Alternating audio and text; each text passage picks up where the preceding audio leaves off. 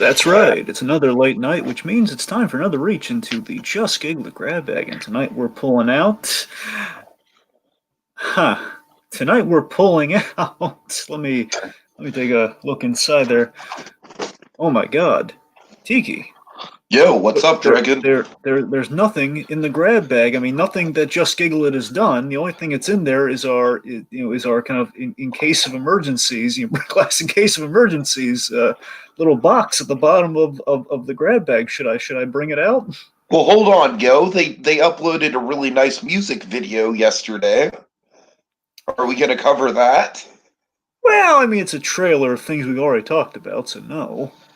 God, I don't know. Dragon, we've been off air for almost a month, and we have been planning. We have been planning something. So, oh boy, oh Dragon, let's rip off the Band-Aid. Let's do it, man. Let's do it. All right, folks. Just Gigglers brought this upon themselves. We warned them in advance many times. If they come up short, if we cover all their sketches, we're gonna have no choice. But just to show you how sad things have gotten, it falls to us. It falls to us to fill the JGI void. And I'm gonna break glass here. And oh my God, what is? Oh my goodness! It's our JGI Biopic pitch. Oh, that we actually have given a title, and it's called JGI versus the Real World, a film by Adam McKay. Oh my goodness! Oh, the time has come. The time has come. That's right, folks. So yeah, we've. Would you like? Should I regale them in the origin story of this? Well, let's just let's list out our credits for the biopics, Dragon. Let's tell them what other biopics we've done. So brought to you by the same studio that brought you the Pixar biopic and the Channel Awesome, Not So Awesome biopic. Don't forget about my Ryan Gosling Walt Disney biopic. Of course, they did kind of a pairing there, double feature. I did the Pixar pitch, he did the Gosling Disney pitch. Yeah, we've done other pitches. I'm saying in terms of our biopic line. Those are kind of those are the ones we like to tout off. Mm-hmm. But yes, how did this come about, Dragon? So to keep it simple, this has been in the works for roughly 2 years at this point, maybe a year and a half, but essentially 2 years. I want to say since 2018 at least. So yeah, 2 years. The origin is origin is oddly enough, it's so weird how this turned out given how far we've gone with this thing. The origin is kind of, one, it's in Barry. We were watching Barry, and there was an actress in Barry. A character by the name of Sarah Goldberg plays Sally in Barry, and we kind of noticed, my God, this woman, if we ever do a JGI biopic, she'd be perfect for Piper Henson. Don't get me wrong, she still would be perfect for Piper Henson, but let's be honest, a little more Addison than Piper Henson given her portrayal in Barry. So we went a different way with it, but we got to give her credit where credit's due. That she kind of started the whole. She was the first domino to fall and everything. Just kind of got us thinking, as we kind of joked many a times about a JGI biopic, which then kind of linked with the fact, as Tiki mentioned, we've done other biopic pitches. So the fact we've done other pitches, the Barry got our juices cooking, and over the 2-year period, we compiled some research, did some interviews with some JGI cast members, and we've been preparing it ever since. All right. So anything else we need to know background wise before you just dive into the thick of things, Dragon? Well, I mean, I was going to kind of establish our core premise of the film, but it's kind of like massaging us into the pitch itself. So, of course, folks, this is kind of like kind of a really in-depth outline. This is like a Kevin Smith draft in a sense. It's a lot of well, maybe less dialogue-heavy Kevin Smith draft, if you will. This is it's kind of more so less pitching kind of the extraneous dialogue, more just kind of pitching like the events and kind of maybe how to approach certain sequences, and of course, cast members galore. We cast the heck out of this thing.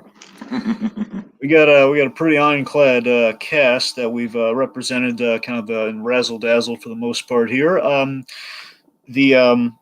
The core premise of this film is essentially the genesis of how exactly what our film is JGI Just Giggle did a making of feature on their channel, like a making of Just Giggle after like a certain anniversary of sketches. After like the first season of JGI sketches, they kind of talked about the formation of Just Giggle It, and they never did any more with that. Never did a part two. Never did an update. Never did the Harley Quinn and Joker versus the real world making of. So we kind of took the impetus of this film is kind of the part two of that making of, along with through the guise of a heightened short, which is another thing they love to do. They're kind of like these heightened versions of what happened behind the scenes of Just Giggle It. So we kind of took them as the impetus, and we're kind of running with that. Yeah, the heightened thing was honestly for me the big light bulb moment where it was like, oh yes, that's exactly what we can do to set it apart from the usual biopic. That's some of our favorite stuff on Just Giggle It. Of course, it has come definitely into vogue with the Just Giggle It home of it all. Mm-hmm. All right. So let's see. So anyways, we're gonna. So pretty much, Joshua Thomas, he embarks on kind of a Muppet movie-esque LA adventure, and he's he's confronted with the limitations and realities of the actor's experience in Los Angeles, in quotes, the real world, if you're wondering about the title, which is basically set against the rise of Just Giggle and Harley Quinn and the Joker. So yeah, it's kind of where we're kind of the film very much kind of takes a look at Joshua Thomas kind of at war with himself and his own success and everything. So we kind of reflected that in the title. So we have that to look forward to. There's a kind of an exploration him as our main character, but again, yeah. So just we're kind of taking a making of. We're taking it the next level. Just kind of looking at just able to compensate for the lack of part two of that making of. They've done a whole biopic just to show you the ins and outs of how things came about and where they've gone and where they might be going. All right, so yeah, let's get started. All right, so Adam McKay is our director. Of course, I enjoy the works of Adam McKay. Of course, got a great background in comedy, but also he's one of the biopic greats. Yeah, I think he's a really solid choice for this just because he does a lot of like fourth wall exposition, which we have a lot of in this. And he also kind of likes to break down the minutia of certain events, which this is certainly doing as well. A couple other picks, Dragon. I also thought that Mark Webb would have been a decent pick for this. And also, if we would have gone a little bit more ambitious stylistically, I still think we could have done Edgar Wright. Yeah. But I think that McKay is a happy medium, though. Certainly. All right. Yeah. All right, so of course we kind of took a little bit from some of the great biopics as well, influence-wise with this. So there's kind of some little bit of Chaplin here, a little bit of a futile and stupid gesture here, a little bit of Vice there. It's a little over the place. Dash of Social Network. Definitely a dash of Social Network. Yeah. So a lot to look forward there. Again, we hope the folks at Just Giggle get a chance to watch this, and they're gonna like it. Hopefully, I would recommend the folks at Just Giggle It just treat this as an audio book and just listen to this in on their commute time or just on their off time, because this is going to be a long one for sure, but I feel like it's going to be kind of like a novel for them. Certainly, and also just again, well, I'll get to when we get to the pitch. Also, our composer is Junkie XL, who did Deadpool, BVS. I think he could reflect kind of the the iconic kind of guitar score of Just Giggle It, also kind of the synthesizer thing he does. I think he'd be a good fit musically. That was your call? That was, yeah, certainly, yeah. Okay, cool. Nice pick. Nice pull. All right, so folks, again, we're just going to break this down, just kind of go through the pitch. Just a disclaimer: Tiki and I are not funny, so we couldn't really flesh out a whole. Just assume that we cast the right people in the roles. I mean, either a consultancy with the folks that Just Giggle to make it funny. Just bear that in mind. Tiki and I are not funny people, so just go with us on that. Okay. All right, so we start with a man in silhouette, Dragon, and he's pulling up Just Giggle It videos, and this leads to a montage of foreshadowing and Easter eggs over the opening credits. We see kind of like a sequence of the events in the film that are about to unfold. Certainly, like I like to think that we're going to use actual Just Giggle It videos for the opening, as like basically as the actual video pops up, we're going to have their actor on display, like as we'll get into. Uh-huh. So we see the Just Giggle It search engine. The guy types "making of" into the JGI search engine, And this leads to, oh my god, a new Just Giggle It making of video, Dragon. That it is, and we have pretty much kind of framed like the subscriber tags are on Just Giggle It. We have this kind of man in the kind of center of a white room, essentially. And that's going to come back, the white room, by the way. So just remember that guy in the white room, which, of course, our guy is Joshua Thomas. And Joshua Thomas, we should mention who plays him. As you can kind of tell by our little poster here, Joshy Boy is played by Glenn Howerton from It's Always Sunny in Philadelphia. All right. Now I'm not familiar with It's Always Sunny, but you definitely were insistent on this pick, so I gotta respect that. I feel like Dragon, we had a good kind of like middle ground between stuff that I recommended, stuff that you recommended, and stuff that just, let's face it, just really, really works all together. Stuff that we could really agree on.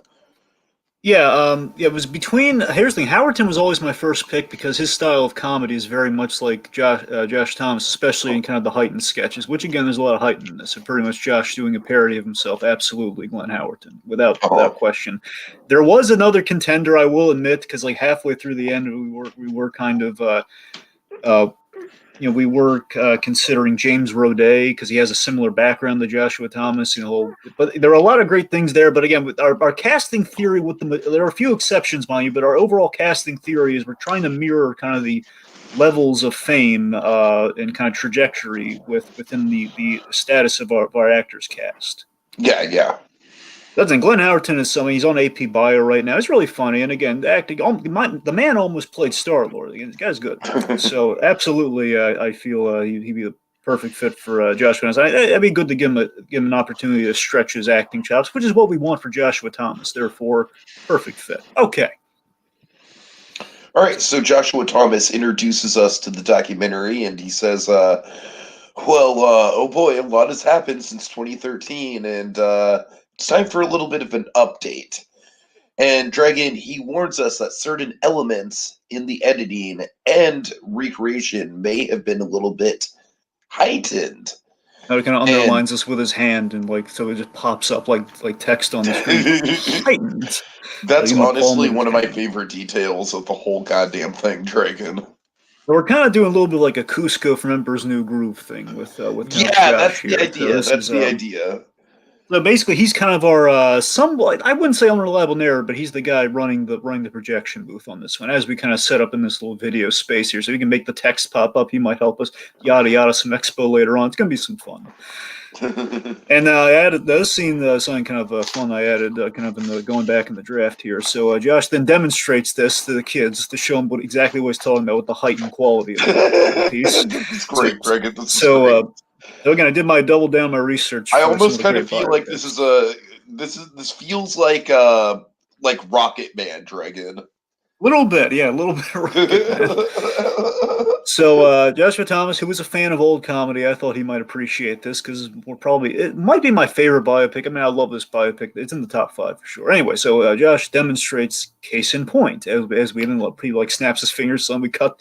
He cuts to a tease of the low of lows moment, as many films tend to do. Piper Henson singing a cover of "Smile," smile like the world's not ending, smile, that whole thing, which also is a nod to a certain movie that was released last year. So a very Joker-like figure is walking down a hallway of the YouTube studio. He is complimented on his work, like, "Hey man, great job!" And as these again faceless people is kind of walking through the crowd, as again we're seeing the back of the purple suit kind of walking down there. The man walks. Can I throw something in really quick? What do you got? Okay, what if one of them who passes him in the crowd says like, "Hey, when's the next episode, bro?" That's good. Okay. Anyway, so the man walks to and maybe one of them's just like, "Where's the original Harley?" Well, sure, but let's No. Let's just stick to when's the next episode. Yeah, I got to keep it a little. We got to build it up a little bit. So the man, this man walks into like a dressing room area, and he sits in front of a mirror. And then we homage one of the great openings of all biopics. We homage the opening to the Chaplin biopic. The opening credits of Chaplin, which are Robert Downey Jr. Using cold cream on his face to remove the Chaplin makeup and the black and white filters. So in this case, man sits in front of there. He basically wipes away half his makeup, which we reveal to be Joker makeup, to basically reveal like he wipes half the makeup off his face, like down. He split down the middle of his face, literally.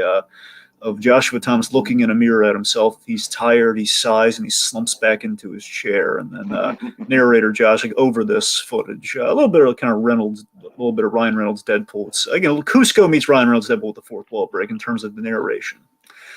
Like narrator Josh here, as we might kind of call him throughout the proceedings here. Narrator Josh suggests, how about we wind the clocks back? A little Dark Knight reference. Let's wind the clocks back to the start of this crazy reel. Crazy reel being the operative word, because now we're going to Act 1. So we have. I'm sorry, you wanted to introduce the song that's playing, Dragon? Yeah. We have Camilo Azuquita's. I'm butchering her name. Forgive me. Camilo Azuquita's Barumbum playing. Basically, the song opens Ant-Man, so that's Barumbum. It's a great song. It plays as we transition to this giant Civil War text on the screen.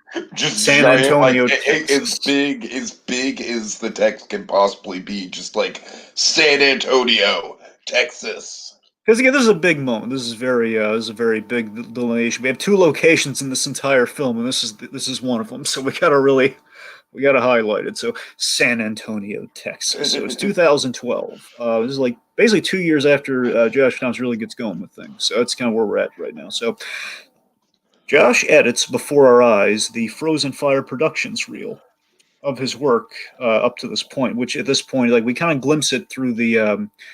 We glimpse a few clips of Josh's early work, such as Erase Away, some stuff from the 48-Hour Film Festival, We got a hint in Erase Away. We got a hint, like, sort of the cheesy, sort of like I wish I could just erase her from my mind. You know, we got to build up we got to build up the eternal sunshine of it. Exactly. So it'll be pretty much like something, like that. It'd basically be like a blockbuster version of Eternal Sunshine. Kind of. So, anyway, so then we also have Watching You, which Tiki and I have kind of talked about before and covered. Which looks like it has a lot more promise. You know, it's funny. It's kind of, I mean, I know we kind of claimed it as folks. If people are watching this, they know they probably know Just Giggle. They probably know all the sketches, or at least most of the sketches. We've covered them all, so that we kind of worked in a lot of references throughout this, as you can probably guess. So Watching You, which of course starred Kelsey Probylski and Johnny Walter. We have like a scene with those two, and here's who we cast as them, just to tell you who it is. Melissa Benoist, who plays Supergirl. We have her playing Probylski, because people have said, why can't Probylski play Supergirl in a fan film? Well, prayers answered. And Penn Badgley playing Johnny Walter. Penn Badgley from the show You, which Joshua Thomas recommended to me. I watched it, and it's quite good. Okay, and that's actually pretty funny, given some of the stuff we know about Johnny Walter. Exactly, too. So that's. I don't want to cast too much shade. I'm sure he's a decent guy, but Sure. But again, he might not be on the poster for a reason. Right. Okay. All right. Anyway, so the point being, we're showing the reels again. We added from the whole crazy reel to Josh constructing the reel. Essentially, we're trying to learn about the man through his work, editing his work being the operative work. Josh Thomas, the editor at work. So we then transition, again, the man editing, to Josh showing the reel he just finished in an audition. Mm-hmm. And he's selling himself kind of like Ed Wood. He's like, I'm a man of many hats. Exactly. I get the whole package. I can direct, I can act, I can do this, I can do that. So, pretty much like. Now, Dragon, I'm tempted to work in the Pirates of the Caribbean reference, but I won't. All right. But just throwing it in hypothetically, Joshua Thomas would be like, at Disneyland Pirates of the Caribbean, the guy who's got one hand on the dock and one hand on a rocky boat, I can do it all, baby. And then like the directors are like, they don't know what the hell he's talking about. Right. Yeah. Anyway, so they notice, looking at the resume or something, noticing a name change, because I don't know many folks know about this. Josh, his name is not Thomas. Actually, it is Gonzalez. Josh Gonzalez. And so asking, hey, what's with the name change here? He changed it from Gonzalez to Thomas. Why Thomas? This summer kind of building. There's a thread here, folks, and we are going somewhere with this. It's not there just for random sake. And again, this is like the heightened quality of things at work here. It's things that aren't again. Heightened is kind of our catch-all, by the way. It's like if we fudge certain details, as biopics tend to do, because again, you gotta love them for it too. Again, we gotta make things cinematic. This is our catch-all for we made things cinematic, but it's heightened. We said it at the start. We're all good. So we cut away to Josh. I'm sorry. You want to take it? Yeah, we cut away to Josh, and I would say Drew Barkus should also be in this cutaway. Yeah, sure. Yeah, for the heck of it. So Josh and Drew Barkus, and we'll reveal who that is in a second here. Cut away to Josh watching The Room, which of course has a Tommy Wiseau scene. Point being, we got the Tommy Wiseau for the little translation from Tommy Wiseau to Thomas. Can I pitch the Tommy Wiseau scene? Sure. It's a scene where him and Lisa are getting drunk, and Tommy Wiseau is just like, "I'm tired. I'm wasted. I love you, darling." Okay. All right, so we doesn't get enough love. So we cut back. There's Josh kind of writing off as like, it just sounded right. He's like not saying the real reason at all. So Josh, unfortunately, he gets the brush off in this scene, which they then gets like a backhanded compliment on a race. So basically the whole thing, oh yeah, but your work looks really good. Like they're not going to hire you, but they're going to compliment you on your work though. It's good, but not good enough to be hired. All nicey nice in a sense, So he gets the brush off, unfortunately. So then we just cut to the aftermath, being Josh airing his frustrations to his old pal, Drew Barkus, before the two of them start an improv class. Now, Drew Barkus is played by a fun comedian. He just got a show recently, Be Positive, Thomas Middleditch. Oh yeah, Dragon and I actually kind of watched the pilot episode of that, believe it or not. Yeah, I saw the first 2 episodes of that. Yeah. It's yeah. He seems actually rather pleasant. Yeah, I love him in Zombieland too. But seriously, Middleditch, I mean, he was in Captain Underpants. Middleditch is very likable. He's very funny. He was in the second of the, wasn't he in the, he was in the second Godzilla movie. That's one thing. Yeah. Uh-huh. But I like Middleditch, and he just has an uncanny resemblance to Drew Barkus, oddly enough. So it just kind of worked. Fit like that off? Yeah, sure. Let's show it off for yeah. Yeah, see? Pretty close, right? Okay, so we'll get back to the rest of the people on this page a little later. Sure, yeah. Okay, so anyway, Josh is airing his frustrations about what just happened to Drew Barkus. They're just kind of sitting in the chairs before the class starts. Basically, Josh, he's come to the realization that he's gone as far as he can in San Antonio, which was an interesting idea. That why would our character go from point A to point B outside just like the usual glitz and glamour of LA? What if he's just like in your home? You become your hometown hero in a sense. You've done all you can, but you want more. Big fish, small pond. Certainly, yes. And we also kind of established Drew here and the kind of the crux of our story here. He's kind of the what if of like, what if Josh stayed in San Antonio, Texas, and he basically kind of took like the acting bug, but just kind of kept it in the hometown. And we also established that Joshy Boy's father loves Drew Barkus, which is true. He loves Drew, and he never hears the end of it. Like, oh, why couldn't you, Josh? I mean, that's great, but that Drew Barkus, though, one of the best actors I've ever seen in the old homestead. I mean, that's what you should have. I mean, look at him. Like, can you do more scenes with Drew? Can you? You get paired with that guy in the improv class. So Josh is kind of overall, he's kind of mentioning his reel isn't getting him anywhere, and that kind of pretty much again he's going as far as he can. Drew mentions again. We also set up Drew as kind of the proto Katie Mary Garland within the dynamic here, where friends, but also kind of this annoyance to Josh many a time, where Drew mentions, "Oh yeah, Josh, I forgot to tell you. I watched Eternal Sunshine of the Spotless Mind recently, and you know what? A Race Away, identical to it." And Josh is like, "Darn it! I knew I should have gotten on that movie night. Darn it! That's what I get for." Should we have a cutaway gag of Josh looking up the premise on Wikipedia? I mean, he's kind of learning about it right now. Maybe later. I mean, I guess it's not off the table. So maybe he does that, sure. Only being is like a little, like maybe a brief snippet of like he fact checks. Like, darn it. Anyway, so again, Drew's kind of deflating the already lowering balloon like a Katie Mary Garland might later. Okay, so class starts, and what happens, Tiki? Okay, let's see. Class starts, and oh boy, all right, Dragon, we get a very disaster artist style reveal of one Alexander Poncio! Poncio. Poncio! Poncio. Poncio! God, oh man. Poncio! All right, Dragon. I Okay. love the stuff we've done with Poncio. I think he probably has the best arc in the whole movie, if I'm being honest. I like to think so. And Poncio is one of my favorite casting choices. Who'd we pick, Dragon? Okay, so we picked someone to play against type here. We played Justin Prentice. But honestly, the reason why we picked him is that he always seems so damn pleasant in interviews. He So, does, he does. Justin Prentice, for those who don't know, Bryce in 13 Reasons Why, kind of an infamous character. Yeah, it was kind of between Prentice or Paul Walter Hauser, and but again, Prentice. One, we have a little bit of the youth thing for Prentice, which kind of worked in our favor. But also, I mean, again, absolutely, we have the again, it's playing against type. Again, no one knows that this guy's a really nice guy because he plays just such an unlikable rapist on 13 Reasons Why. But again, that's the thing. We allow him to shine. Again, there is a similarity to Ponzu, and also just to address it too. I mean, makeup wise, what I like to do, I like to kind of like not. I don't want. I want him to maybe in the beginning stages want to echo a little bit of the weight loss journey, just a little bit, like basically a happy medium. You know, where basically we.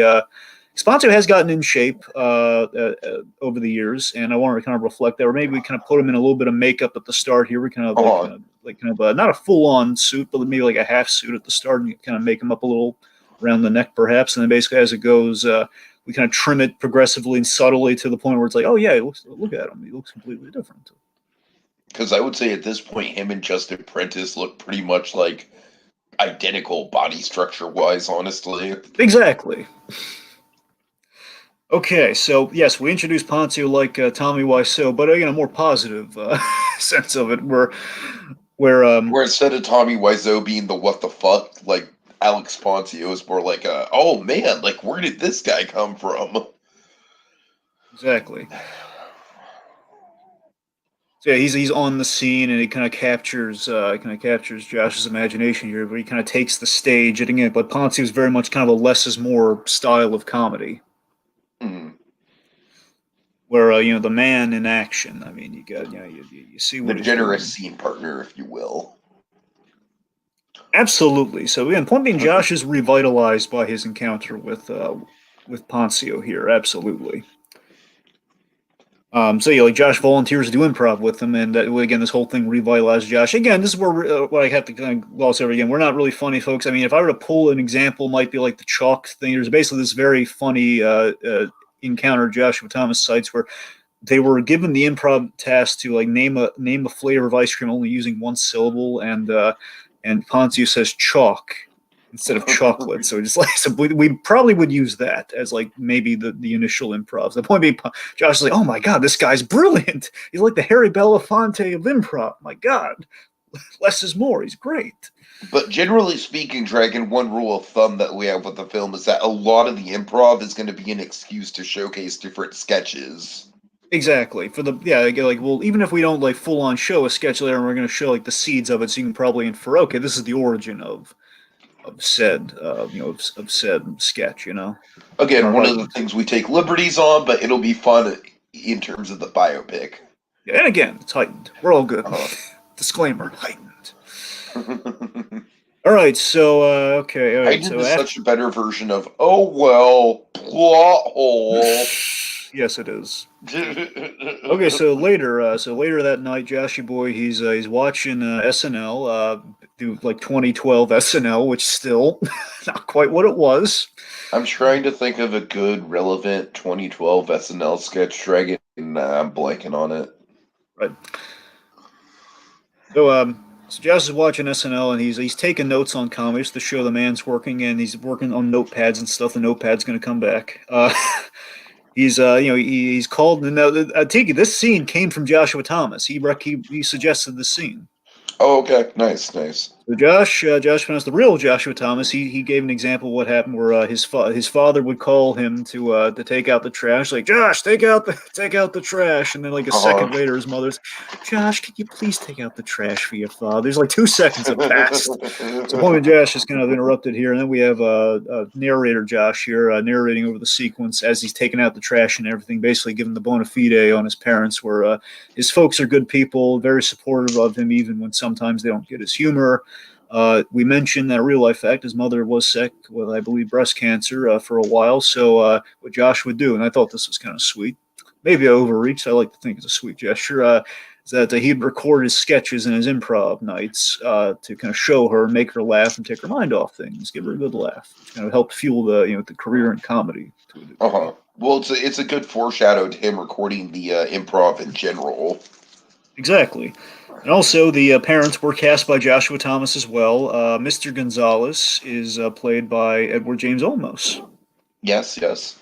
And Mrs. Gonzalez is played by Jennifer Coolidge.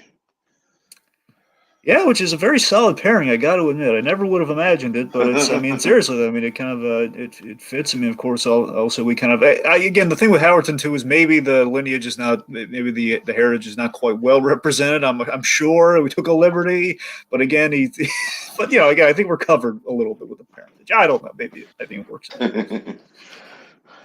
Anyway, so Josh is like brimming and he's telling his parents about like about the longing, like I want more. I got to get out of this small pond. And his father is basically using Drew as the point of comparison here.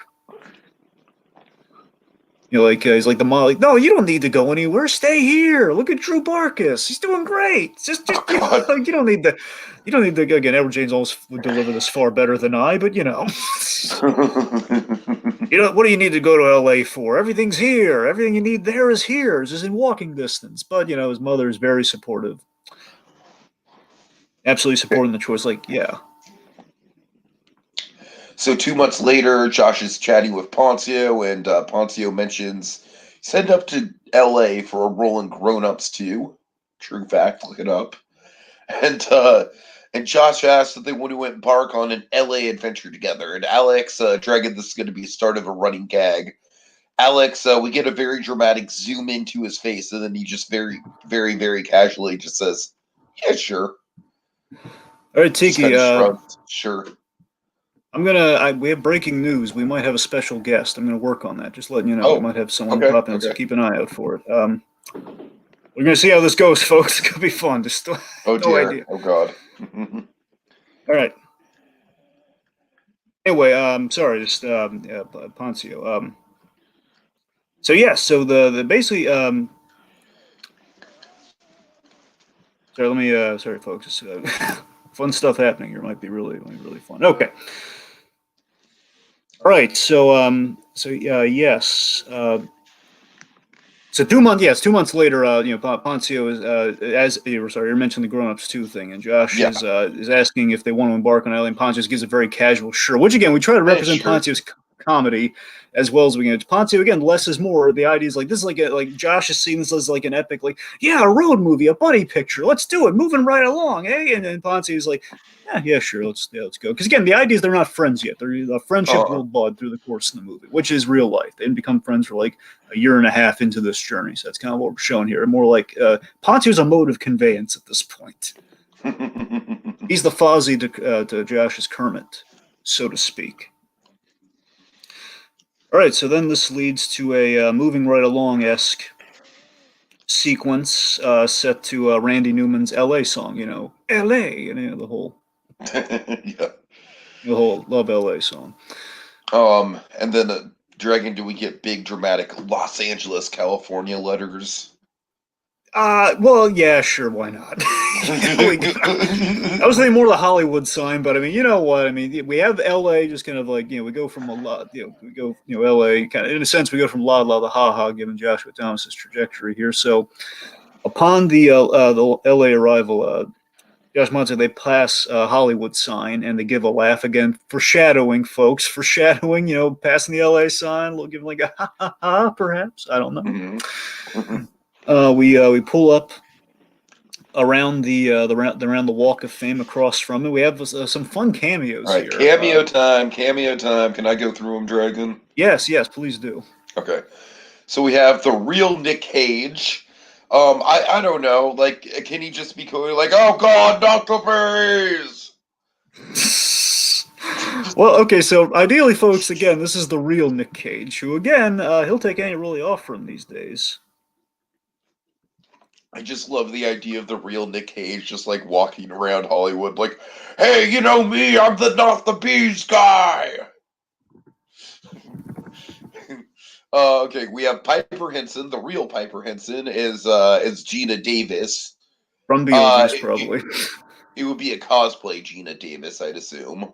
Yeah, yeah. I mean, honestly, it might not even be the Beetlejuice version of Gina. This might be like the League of Their. The point being, Piper Henson doing her pat to Gina Davis as like as basically someone on the street asking for for money for photos and everything. And then this is one of my favorites, Dragon. We have a random Tony Clifton with real Mark Sipka's Randy Newman singing the LA song.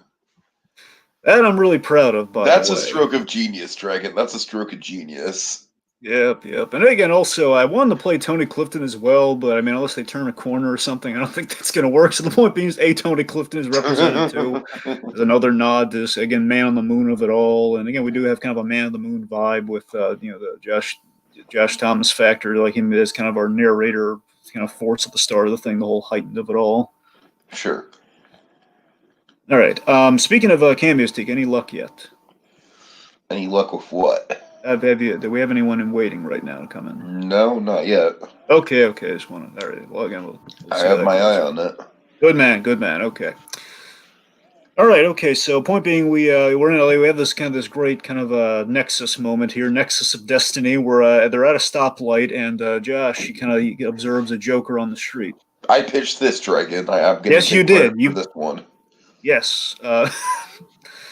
So yeah, we have kind of this crossroads of destiny moment where this Joker is Josh is kind of enamored with it, very much like Better Call Saul, the inflatable one with the Better Call Saul. He just sees kind of like the symbol of what he's going to become, and then before he can really take a moment to really bask and get the light bulb, Ponce burns rubber like.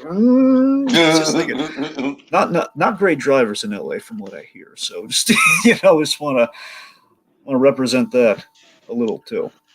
All right. So the duo finds a roommate online, and this intro is a very pleasant Sagar Shake.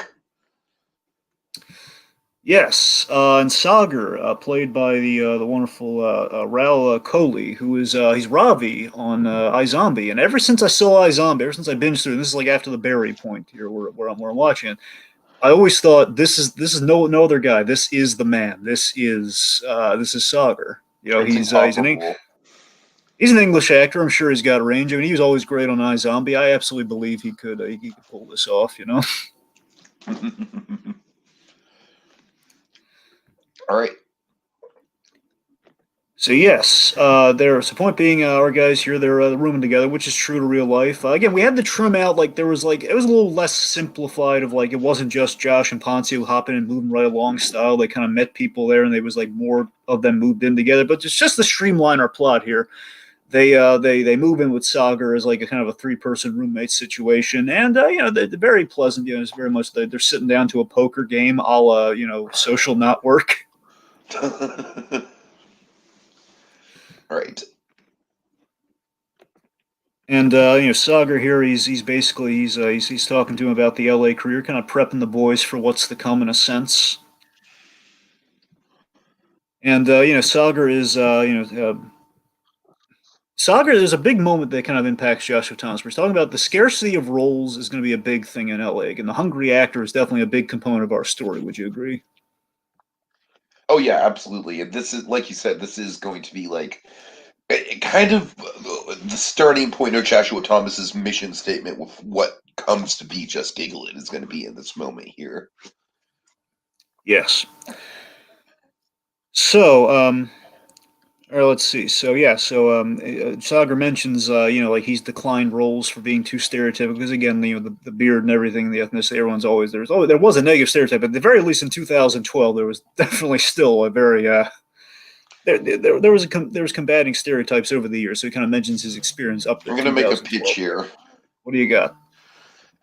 He should do like a monologue version of Evolution of the Beard. That's good. That's good. I love that idea. Yeah, it gives Because yeah. in the '90s it was like, oh look, a digi homeless man, and then in the 2000s, ah, everyone flee a terrorist. And now in the 2010s, I'm getting more sexual attention than ever, and I don't know what to do with it. It's so off. It's off. Certainly. So let's see. So anyway, so Sagar then takes the boys to a comedy club. We see we finally meet Sipka, Mark Sipka, as an MC in his trademark red suit, Oh minus the man. milk, but the red suit all the same. So, yeah, of course. Let's talk about casting for Mark Sipka, Tiki.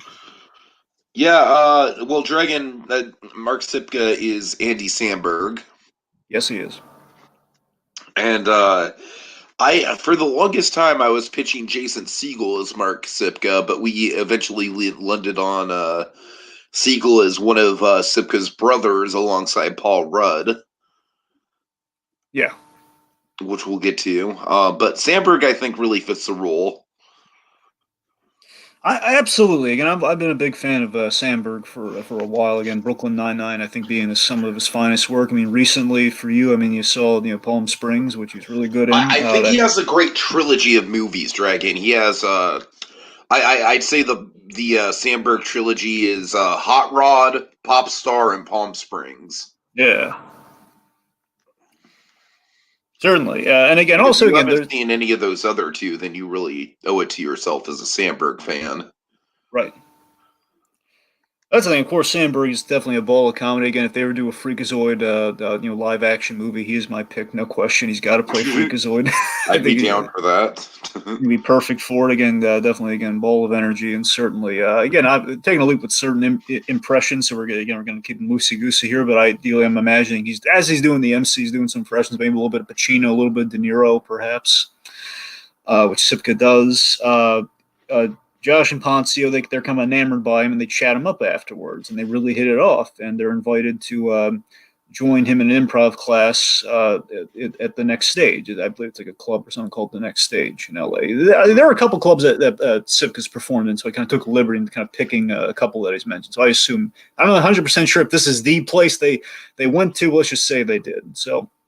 Well, you know what, Dragon? It is the next stage in our journey, so I feel like that's very appropriate thematically. So to hell if it's actually accurate. Certainly.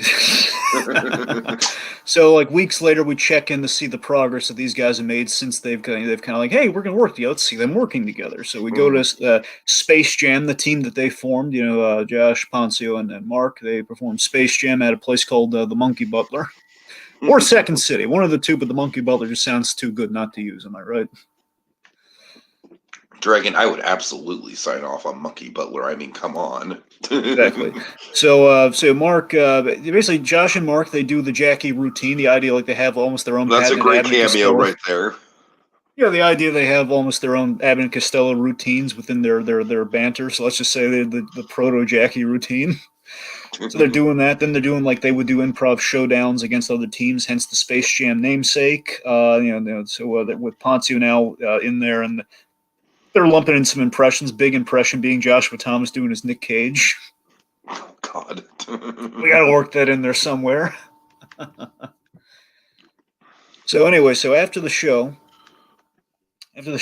Mark gives Josh some advice on the LA comedy scene and recommends a UCB. You've got to get him from point A to point B somehow. Uh-huh. Narrator Josh interjects with Sipka's history, basically like as he's kind of talking about, maybe show like a clip or so of like his commercial work, the Wayne Brady clip, which basically I imagine we're gonna do like Forrest Gump, where we're gonna like you basically put in Andy Samberg on the left side. Superimposed. Yeah. Yeah, it's gonna lump him in that way. I mean, I don't know. Same thing with Katie Mary Garland and Liam Neeson later on. Exactly.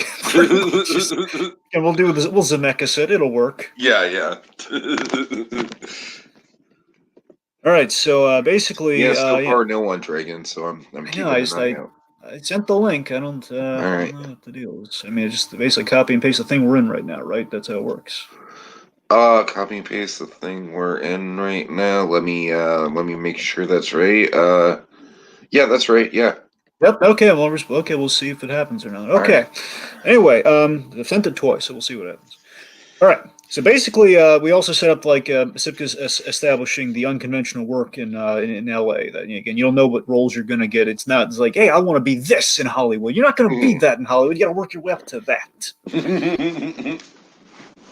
So Josh is asking Sipka how his folks took to his career path because we've seen how Josh's folks have done. I wonder how Sipka's has, and of course, famously, we know how Sipka's has because of the Mark Sipka's special family special. All right. So this was absolutely my pitch. As a matter of fact, Dragon, I had this idea. Like, I came away like 20 minutes after we signed out. Like, oh my god, I have this idea. We have to do it. So it's essentially like a very pleasant, like almost Leave It to Beaver-esque breakfast table scene with Mr. and Mrs. Sipka, as well as the brother Sipka. And the brother Sipka, Dragon, like I said, Paul Rudd and Jason Segel, they're just kind of arguing as brothers do. And then Mrs. Sipka, who do we cast as Mrs. Sipka, Dragon? So Mark knows if he's watching this later. So again, Tim Sipka is played by the wonderful Michael O'Neill, who Tiki and I love as Nick Ford on Bates Motel. Oh god. Be playing against type, but again, definitely not on Nick. Like, Nick Ford did like pleasantries, but he was not exactly the affable math teacher father. I don't think that was not his role in that. Right. And Mama Sipka, again, I want to get her name, but I just, like, for the life of me, I could not get the name. Mama Sipka is Jennifer Goodwin. Uh-huh. The brothers, just so Sipka knows here, Steve Sipka is Paul Rudd, and Phil Sipka is Jason Segel. And again, as Tiki said, we kind of recycled some of our original Sipka casting here. But again, it ended up working out like Jax at the end of the day. Yeah. All right. So yeah, I just so basically Mama Sipka's like, now boys. And basically, they're about to dig into the food and the runner. About to dig into the food. I just made this food. I don't want you idiots. I want you idiots. Tim Sipka. Well, hold on. We have to have Tim Sipka making the food, Dragon, because he's got to have the kiss the cook apron. That's a pivotal part of the scene, Dragon. I'm not even fucking around with that. And he spilled some pancake mix or something on him. Says, "Oh man, I should change. Hey honey, want to go upstairs and wash for change?" Just using some of the bits from the special, folks. Yeah, pretty much. Anyway, so the point being, the point is we have a cutaway just shows kind of like Sipka's. The point is Sipka's family. Well, we also have to establish, like, oh, I'm so proud of my son, the comedian. Yeah, like maybe he's like gazing proudly at a picture of Mark in the red suit on the fridge. Of course, Mark's like right there too, just sitting at the table. Mom, I'm right here. Oh. Anyway, all right. So Sipka. So yeah, that was honestly one of my favorite contributions to this whole thing. Dragon, it's a good one. It's gold. All right. So Sipka suggests, hey, we get a little. Hey, maybe we should do more. He's kind of like the Doug Fairbanks in the Chaplin equation. He's Doug Fairbanks to Joshua Thomas's Charlie Chaplin in a sense. He's a very meaningful, emotional tie to Joshua Thomas. He's gonna have some big heft later on in the kind of a farewell scene, let's call it. Mm-hmm.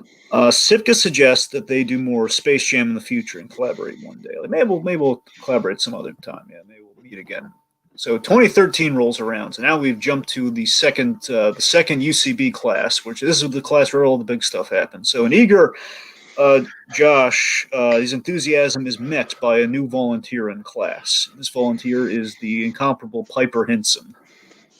Yeah, so she's essentially the class prodigy / wonderkin. She's introduced to kind of like Miss America style music. Of course, and now the missed connections, like there she is, Miss America. As Josh is basically over this music, he's saying, "Yeah, I know Piper Henson. She was in L.A. for like 10 years prior to me. She sings, she models. She's actually worked with Clint Eastwood and Christopher Nolan. Not major roles, but hey, credits count in this business."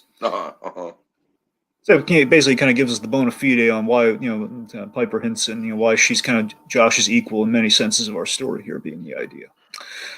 So she lives up to the hype as the two kind of meet and they square off in a nod to the actors' audition thought process, like two of them meeting for the first time. And basically, instead of an inner monologue, perhaps they kind of like the gag is like they're talking to the inner monologues and outer monologue to the audience about complaining about the other actor, maybe.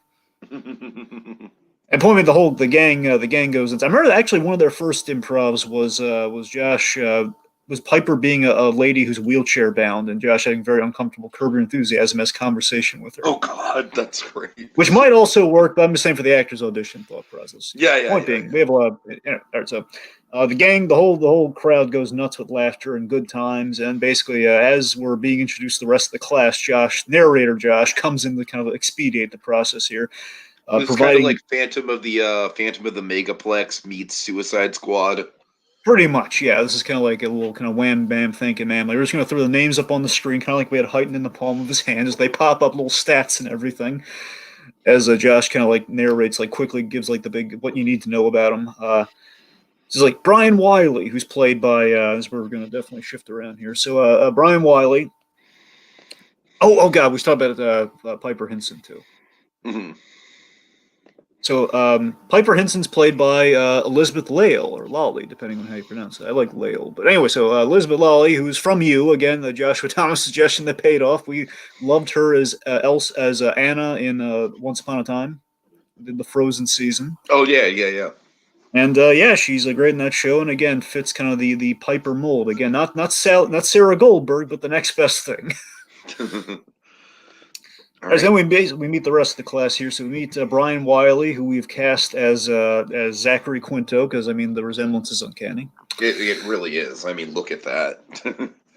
I basically typed Zachary Quinto beard dragon, and look what came up. Yep.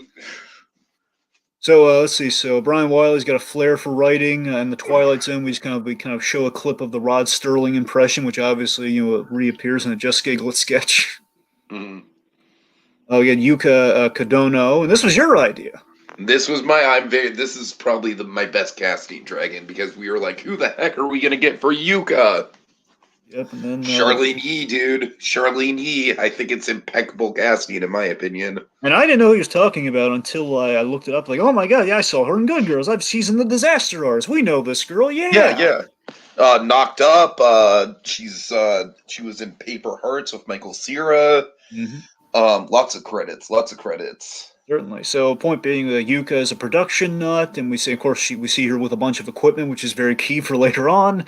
We have kind of a duo of Jamie Cox and Julian Silver. Jamie Cox, played by the wonderful Candice Patton, who I've met, by the way, who's on The Flash, plays Iris. And Julian Silver. This was your pool, Julian Silver. Yes. Alex Wolff. My boy. From Jumanji. And also Hereditary. Certainly, yeah. Is that the one with Toni Collette? Yes. I was watching Eli Roth's History of Horror, and they kind of talk. I saw him in that thing. He's like, oh yeah, that's what he's talking about. Yeah, Hereditary's a trip, Dragon. It's a wild ride. Of course, basically, we see these two are funny scene partners, and we show a clip of Serial Mom, because how can we not? We have Mal Smith and Nicole Stone, basically director and versatile actress extraordinaire with the two of them here, where we see Mal directing Nicole in One Night Stand. I'm kind of proud of that one. Mal Smith is played by Emma Stone, because again, folks, if you look at it, uncanny. Uh-huh. And Nicole Stone, again, the Emma Stone Nicole Stone is quite ironic too, by the way. It's with the pairing, but Nicole Stone is played by Katherine Heigl. Yes. All right, and then we have Emma Leonard and Jackie Duncan, basically our two Australians who are brimming with enough charm and talent to kill a Hemsworth, says narrator Josh. We show waiter flirting and the Domino's delivery sketch, just a little snippet of the two, like, no, thank you, from Jackie. Emma Leonard is played by Emily Blunt. Jackie Duncan, Yvonne Stravowski. From Chuck, and of course Emily Blunt. Need I say more? I mean, she's Emily Blunt. She's gonna have a small role, but she's probably one of the biggest gets in this cast, hypothetically. And again, the idea being, she got a TV show and everything, so therefore we get a big actress for her, a big name, and of course Uh-huh. the Quiet Place parody of it all is also a little bit of a motivation there too. Of like, yeah, well, who do we not get for that sketch? Let's not get Emma Leonard in this. No, Right, you right. Oh can't. God, I didn't even realize that, Oh, Dragon. that's Oh man, intentional. Yeah, that's the yeah, it's that's a tongue in great. cheek That's gag. great. It's like the Man on the Moon thing. Wait a minute, we can't have Danny DeVito in this scene because he's playing the other guy.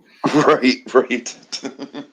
All right, so the point being, we've established the kind of era one of the Just Giggle It crew. We cut to about 2 weeks later. Basically, the idea is after class they go to a bar where the gang they hang out and they're kind of remarking, "Man, we've had fun, haven't we? Look at all the potential sketch comedy." Brian's Brian Wiley here's quoting what the teacher said in the class in real life that, guys, we're not living we're not living together close, but we're like timeshare in the summer close. Don't you think we should do something together?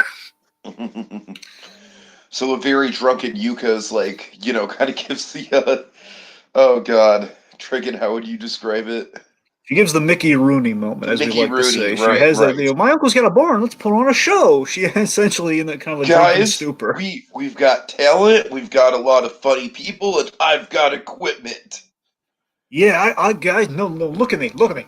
I have equipment. Let's do this. And then it was like Josh and Piper could lead the charge. Josh and Piper could do the stuff. They're the outstanding one of the class. They should do it. And what's the worst that could happen? Then we smash cut right into Act Two, baby. Act Two. We cut to 912, Yuka dead in Josh's arms. Yeah, that's the worst they can have. We brush it off, revealing, oh, she's okay. She's made to look like she's dead. So we're all good. All right. Then we have kind of our cross-cut Albuquerque verse meets kind of an Aaron Sorkin. Oh, by the scene. way, this is the start of Act Two. Yeah, we smash cut right in Act Yeah. Two. So we're in Act Two right now. Yeah. Act One ends with like, hey, let's do some sketches too. We're doing sketches. All right, so we have a brain trust meeting. It's kind of staged like politically correct Christmas. Yeah, like they're all sitting around as Josh is kind of like, Josh, in this case, Piper's taking point of the meeting, but again, they're all staged similarly to evoke some politically correct Christmas. Yeah, and again, basically, this is a sequence where we're going to jump around a lot, just kind of try to speed through some of the, the Just Giggle coming to formation, them shooting sketches and a few recreates, the trial and error of it all, that kind of stuff. So, this is Greg, the let me this is know. Just let me know what images you want me to log on to and when. right. Well, so far we're still probably on the second one right now. Okay. Go ahead. Anyway, yes. Okay, so. All right. Okay. So anyway, so like we're pitching the names. This is a real life thing. So the initial pitch was Sketchmania, which then they like I don't know like Josh's reservations. I don't know if Sketchmania works. Good. Then they flesh out like what exactly are we gonna have a gimmick wise, and they're coming up with a search engine. Like it's like Google. Just Like, Google it. which is better. But again, like then Piper has like that as the light bulb moment. Like wait a minute, what about Just Giggle It? Dragon, I equate that moment to the Social Network. Justin Timberlake's drop the just Facebook. It's Exactly. clear. And Josh kind of adds the tagline they never use, by the way: "Search for the funny." Well, they don't use it enough. I feel like wasn't that one of our alternate titles. Yeah, that was I pitched that as a title because I really Uh-huh. like the whole like search for the funny. Which, but again, that sounds very much like a working draft title, like search for the funny, like JGI, the search for Right. funny, or something. I was kind of like one of the anyway. All right, so Piper basically throughout the sequence, Piper she establishes even with the JGI team again. Basically, Piper the idea is Josh is the ambition, Piper is the business, and Poncio is the X factor. That's kind of of our holy triangle here, a holy trinity. Uh-huh. That's how it works. So Piper establishes that even with Team JGI pulling double duty on and off cameras, and the people are on the camera, they're going to be working off camera with the lighting and everything, the ads and everything. They're still going to need more people. They don't have enough people with just the UCB crew, the Upright Citizens Brigade for the kids. Josh has just the solution though. Then we have like an Ocean's movie entrance, like they're entering like they own the room, as like they're walking down a hallway. A lot of hallways shenanigans in this movie. So they have an Ocean's movie entrance of Sagar, Mark Sitka, and Alex Poncio walking to the meeting with swagger and an intercut and we intercut the enthusiastic crew building parts, like like the crew nesting from Rick and Morty, where it's like, you son of a, like just a little cut here and cut there, like, hey Mark, you want to go? Yeah, like, hey Sagar, yeah sure, why not? And then we just have Alex. So we have Josh kind of walking by the room that they share. Like, hey Alex, want to do some sketches? And Ponzi's like, sure, shoulders. Yeah. Very dramatic zoom in. Mm-hmm. Yeah, sure, why not? Exactly. Which again is true to life. He was very casual about it. Yeah, sure. So Piper mentions, her YouTube conference, and that she basically, again, the professional building up Piper here. She introduces the whiteboard, which again is from Harley Quinn the Joker episode 5. I'm saying, what if Piper brought that whiteboard from home or something? It's her whiteboard, man. Introduces the whiteboard to take down sketch ideas, and again helps us kind of fast track all the sketches here. Where she's just, Alex, get off Facebook, run a meeting. So this inspires Josh to take the little marker from Piper's hand and just walks up there and writes social network on the board, which then leads to notwork, or Facebook on the board, which then leads to social network. Cut to a snippet of like the bank loan scene between like, oh, but you didn't like him on Facebook, therefore we can't approve your loan. So then we have Josh and Piper and Josh. They work out the mission statement and the goal of the channel, which basically is, let's avoid being like the clickbaity channel of sketches. Let's turn JGI into the next SNL, which is big given our SNL stuff in this movie. Josh talks about really going forward with the comedy. JGI can't be like the other sketch comedy channels, which leads to 912. How much more different can you get, right? Pretty much, yeah. So we have one of Joshy Boy's favorites here. Oh God, yeah, he's a flower vendor with, let's say he kind of has a little bit of a funny accent, Dragon, just a little bit of a funny accent, like, pretty flower for you sell a pretty flower, you sell pretty flowers, and for a beautiful woman. So it transitions into pretty flower for a pretty lady. Exactly. So just like Josh, he pulls out the notepad, like jots it down. He got an idea, and cut to said pretty flowers. Okay. All right. See. So yeah. Go ahead. So anyways, Piper, she's suggesting a bunch of what about parodies? Then we just smash cut to again a bunch of basically going around. You smell, Rick. You smell real bad. Brian pitches like the Walking Dead parody, and then Josh obviously recommends. Mark Sipka suggests, "Hey, what about Space Jam?" Cut to Josh in the Adolf Hitler makeup. basically doing the remake of it as with Hitler. Then of course we have to have Spider-Man in there. This is where we kind of screech through a halt here for a second. Like Brian Wiley's just kind of excitable Spider. Yes, folks, they actually did that. Yep, and I guess the full-on Adam McKay. I feel like Excitable Spider-Man is like Just Giggle It's the Great Divide, Dragon. Pretty much. Yeah, no, it's a perfect example, yes. All right. So yeah, we screech to a halt. Joshua Thomas editing the thing. It like calls. Basically kind of shakes it off here, like back to as he gets back to the edit here, like, I guess we're doing Excitable Spider-Man. Yeah. Just very unhappy because he's looking. He kind of screeches the whole film to a halt. You're like, but what am I looking at? As we're showing, unfortunately, a scene from Excitable Spider-Man. The silly string of it all, shall we say? We show Mal Smith, who was in our movie as Gwen, and Sagar. Basically, again, all of our players are here. They're all recreating the scene, the silly string and everything. I guess we're doing Excitable Spider-Man. He's just really like, oh god, like what is this? I'll edit it the best I can, but I got nothing. So then we transition from this to as we see the crew working together like a well-oiled machine. Sagar was always the guy with the clapper, so we have like a little kind of quick cuts of clapper, clapper, clapper. Piper drawing up the schedule, some lighting. We have Mal directing, Josh in the edit room, and narrator Josh over this says, "Yeah, we were like a well-oiled machine, but we learned the hard way. We learned the hard way fast. Promising a new sketch every Monday, rather difficult. Required multiple sketches, which sometimes led to quality control problems and, well, a few hiccups." Cut to drunk Ponzi doing a hiccup for Monsters Drink. Hiccup. As he gets in the character, Josh is questioning the Piper, like, how did this happen? How did it happen? Why is he in a hula skirt? What's with the makeup? What happened? And Piper's just, Josh, I don't know. It's the fourth sketch of the day. This is what we're working with. And Josh's like, okay. He's going to spin this. So he goes up to Ponce. Okay, listen, Alex.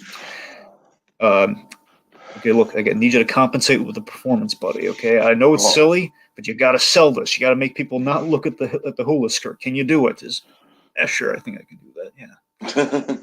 Like, boo! Are you scared? Did I scare you? Do like Andy Samberg in the bed. All right, let's see. So then, okay, we're coming out of that. Okay, so then we have a nice heartwarming moment here. Yeah. So Josh and Ponce, they're watching The Room together. Which again, we're showing Josh watching alone to him watching it with a buddy. So showing these two guys have become friends by this point as we've kind of gone through. Ponce is the better Drew Barkus. Yes. So the point of the two of them are having a laugh riot together, talking about comedy and why this movie works. And Josh hopes that one day they'll do a project like this, only intentionally funny. Right. And Ponce has this beautifully sincere moment because again, Ponce was always like a less is more. It takes a lot to get Ponce like this. So we have Justin Prentice really acting the heck out of the scene here, where he says, "Hey, listen, thanks. Thanks for taking me along the ride with you here." Yeah, Ponce never would have asked him that. I should be thanking you. You drove us here. Which again was like a nice literal little cut, like, "Hey, you drove us, man. Thank you." Still kind of initiates that they become less roommates and more actual BFFs. Exactly. So we come out of this moment with like the most happy, uplifting music, which is Uptown Funk. Like, of course. So we see the evolution of Beard. Like basically, Dragon. From what I pitched earlier, I see this as kind of like the coming of Joshua Thomas wanting to bring a new spin on comedy and kind of twists Sager's kind of dramatic monologue into something funny. Certainly. I mean, absolutely. And again, I really like the transitional way of working in the sketch too, Uh-huh. All right, so basically we're kind of walking into the future here. Like, it's an uplifting future. We're in kind of like the splicing of 2015, 2016. We go a little bit to 17, but basically we're directly in 2015 and 16, then we're going to splice together 17 later on. That's why I kept it a little ambiguous. We're, like A Quiet Place comes out in a specific year, so, stuff like that. Sure. All right, so narrator Josh goes on to mention that periodically they go through bouts of losing the crew to bouts of success. An opportunity when again, basically as per like the unwritten rules of LA, where like he mentions like kind of throws up like, well, Brian's writing for Bob's Burgers, which is true. Emma got a TV show, which is also true. It ran for a number of seasons, well, 800 words, I believe. So basically, yeah, you get the picture. Basically, this is him telling the audience, like, yeah, if you notice people are going to be disappearing from our story, this is why. Mm-hmm. So we're not exactly working with a studio budget to pay everyone. So that's not exactly going to stick around. I don't blame him for it either. Is what narrator Josh is saying. So Piper introduces Josh to some new blood from her improv team on the side, 2%. Mm-hmm. So show some footage of them performing. We introduce our new players here. So now we're going to want to go to the next image. Gotcha. Okay. All right, so we're about to meet the new blood, which is Jesse McBride, Jason Ramlow, and a very peppy Katie Mary Garland. So, Dragon, I'm sorry, I'm just going to throw something out there. When we introduce Katie Mary Garland, can we just have like a very silly like in joke like da da da, or like even like a KMG come on the screen like KMG. I would approve of that. Yeah, text on the screen just with the namesake as well, so they can help with this. Or maybe like the namesake, but then like the K, M, and G are like capitalized, and they kind of like glow as the like KMG. Well, here's the thing: we're gonna have them pop up, and then it's gonna turn like a skull and crossbones later. So it's just it's gonna be all like NBC, like KMG, then like da-da. For of course Josh and the other show. Also, let's go back to the first image for a second here. Then we'll the show her off. So again, okay. Speaking of KMG, we have Kira. This is a Katie Mary Garland suggestion, by the way. Initially, we had the other suggestion that came later was Anna Kendrick, which would have been bad, but this one I felt looked better. Kiernan Shipka, who was John Draper's daughter on Mad Men, and she is Sabrina the Teenage Witch on the really dark Netflix iteration of Sabrina the Teenage Witch. Nice. So, yeah, she's good too. I mean, I liked her in Mad Men. So, again, she was solid. Okay. Anyway, so point being, back to the previous image, number 3. Okay. There we go. We have Jesse McBride, who, of course, Tiki and I, we adore Jesse McBride. We have him played by the wonderful John Viner, who many people might recognize on Family Guy. He's the deep voice guy many a time, usually an admin, usually a business guy. But hey, there you go. We don't have enough Ken Armand in this thing, Dragon. I did as much as I could. Now, of course, more if we want more Ken Armand, Dragon, what's the next step after this fucking madness that we're doing right now, Dragon? What's the next step down the rabbit hole? You don't want to know. No, tell them, Dragon. Lay it on the table. Well, okay, we're gonna do Spider-Verse with the JGI sketches. Oh God. And Ken Armand is going to be kind of our Spider-Man noir. No, Ken Armand is going to be like the main player, Dragon. Well, he's going to be the favorite for sure. Let me put it this way: if he's not Miles Morales, he's Peter B. Parker. You know. Right. It's either that or Spider-Man noir in terms of the point being he'll have a very big role in that. No, he's going to have more screen time than Spider-Man noir, though. You're selling him short with that comparison. No, but I mean, again, I love Spider-Man noir though, but. Yeah, I know, but you realize he's on Spider-Man Noir. You don't really realize it, but he's only got like a few minutes of screen time in the whole movie. All right, fine. He's Spider-Gwen. Happy? All right. Anyway, Spider-Gwen. I feel like McBride would approve of that. All right. So again, we introduced McBride. Jason Ramlow is played by. We're gonna want to go to the other image, the fourth image now. Image numero cuatro. Okay. Yes. Okay. So we now have we have Al Madrigal playing Jason Ramlow. I'm proud of this because I like Al Madrigal. I don't watch all of his stand up, but I've seen him. He was on a TV show called About a Boy, which he's kind of like the funny kind of supporting character friend. Uh-huh. And I think he'd be great for Ramlow. Of course, Ramlow essentially being a director extraordinaire, one of the great directors of JGI, who we've now introduced. And again, Katie, we already went through there, and also so again, we showed footage of them performing all together in Piper's troupe. There, the narrator basically, our narrator Josh says, "So Katie Garland, notwithstanding," which, by the way, I should say, so Katie does not make the great first impression with Josh, who just kind of shoots Piper's look of like really, as like she says, "Hey, I'm so glad you're working with the boys." Just like just it sounds like really, this is who you got, as Josh just shoots that look to Piper, like, really. Yeah, and of course the Dragon. You want to? I feel like we need to establish the Katie Josh dynamic just for anyone who's kind of leaping into it unaware. All right, so famously, the running gag through the Just Giggle It videos, not just us, but I think just traditionally, if you look at the Just Giggle It videos, especially the heightened stuff. Oh, it's definitely not just us, Dragon. I mean, it's very much a heightened pull as well, where Josh he cannot. Again, basically, the analogy I always use is she is the normal to his Garfield, where he just can't stand her.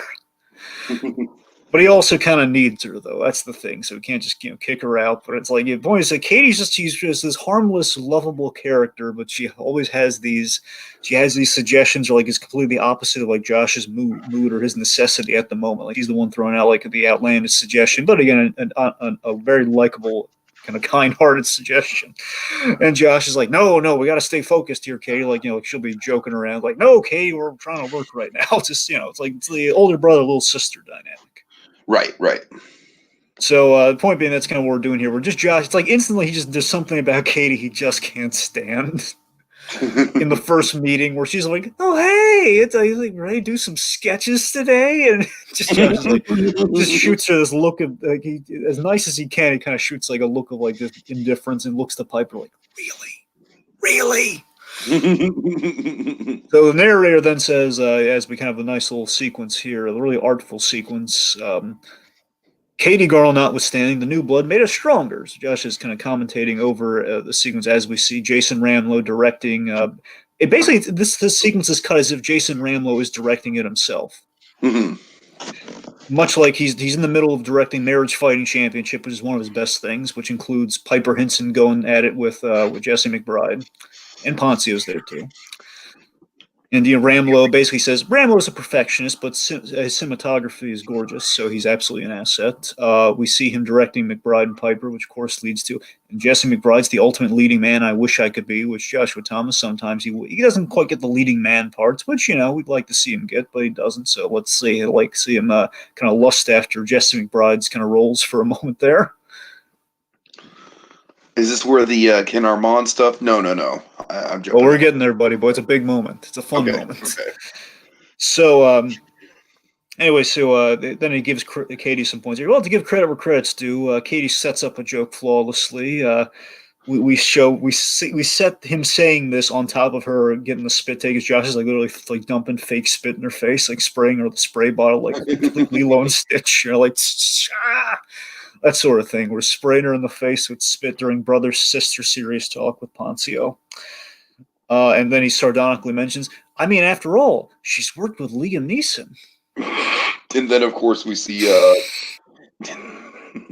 the actress superimposed with Liam Neeson. Now, Dragon, explain her Liam Neeson cameo, because she's actually a pretty memorable role. Okay, so in Taken 3, and I know not the A movie of the Taken franchise, but just go with me on it. She's the girl who gives Brian Mills's character, Brian Mills, the bagels that he's going to take over to Lenore. Now, Katie Garland explained to us as we kind of reminisce is that it's a very pivotal plot point because him going to get these bagels was kind of a setup for him being framed for murder. Right. And later on, but as Katie pointed out to us later, it helped exonerate him as Forrest Whitaker's character realized, wait a minute, the bagels were still warm. Or something like that. Where like they had like one of those moments. So honestly, the way I imagined it was that we could show Liam Neeson clip even if we couldn't get him. We just have like an actor from behind grab the bagels. Yeah. No, seriously, this is fun. We just kind of impose her in the scene though. Kieran the Shipka is kind of as like, here are your bagels. They're nice and hot. God. That sort of thing. So then Mark Sipka puts a button on the scene with his patented line. Basically, we have a feel-good series, a couple clips, basically like a snippet of him continually saying, another Joshua Thomas grand slam, another Joshua Thomas grand slam. And he's like doing variations on it, like hitting like an invisible bat. Joshua Thomas grand slam. Yeah. So then back to the meeting room. We see Josh's ambition to play here. He says, we got to dial this puppy up to 11, which again is going to come back later in a fun way. Piper mentions, this is the moment, this is the thing. Okay, go ahead. No, the Armand thing. Did you want to do it? No, go ahead. Okay, so Piper mentions that she bought a new car recently. So they're kind of looking for ideas. Well, man, I bought a new car recently, and Josh is like peeling an orange, like it was like a fruit bowl on the table or something. He's like peeling an orange. Peeling oranges, buying cars, 2 + 2. And just to top it all off, in case the subtlety was lost, and also to allude to a bit of the dirty quality of the sketch, McBride is eating a banana and his mouth is full. They're both Josh got an idea, he's looking at him, and Piper, they kind of get a similar idea and looking at each other, and then looking at him, and like with a mouthful of banana, he says, Ward! Cut to basically Ken Armand in doing the orange sale, man. He's selling the orange. He's doing the little baggy speech. He's doing like slices of oranges at soccer games.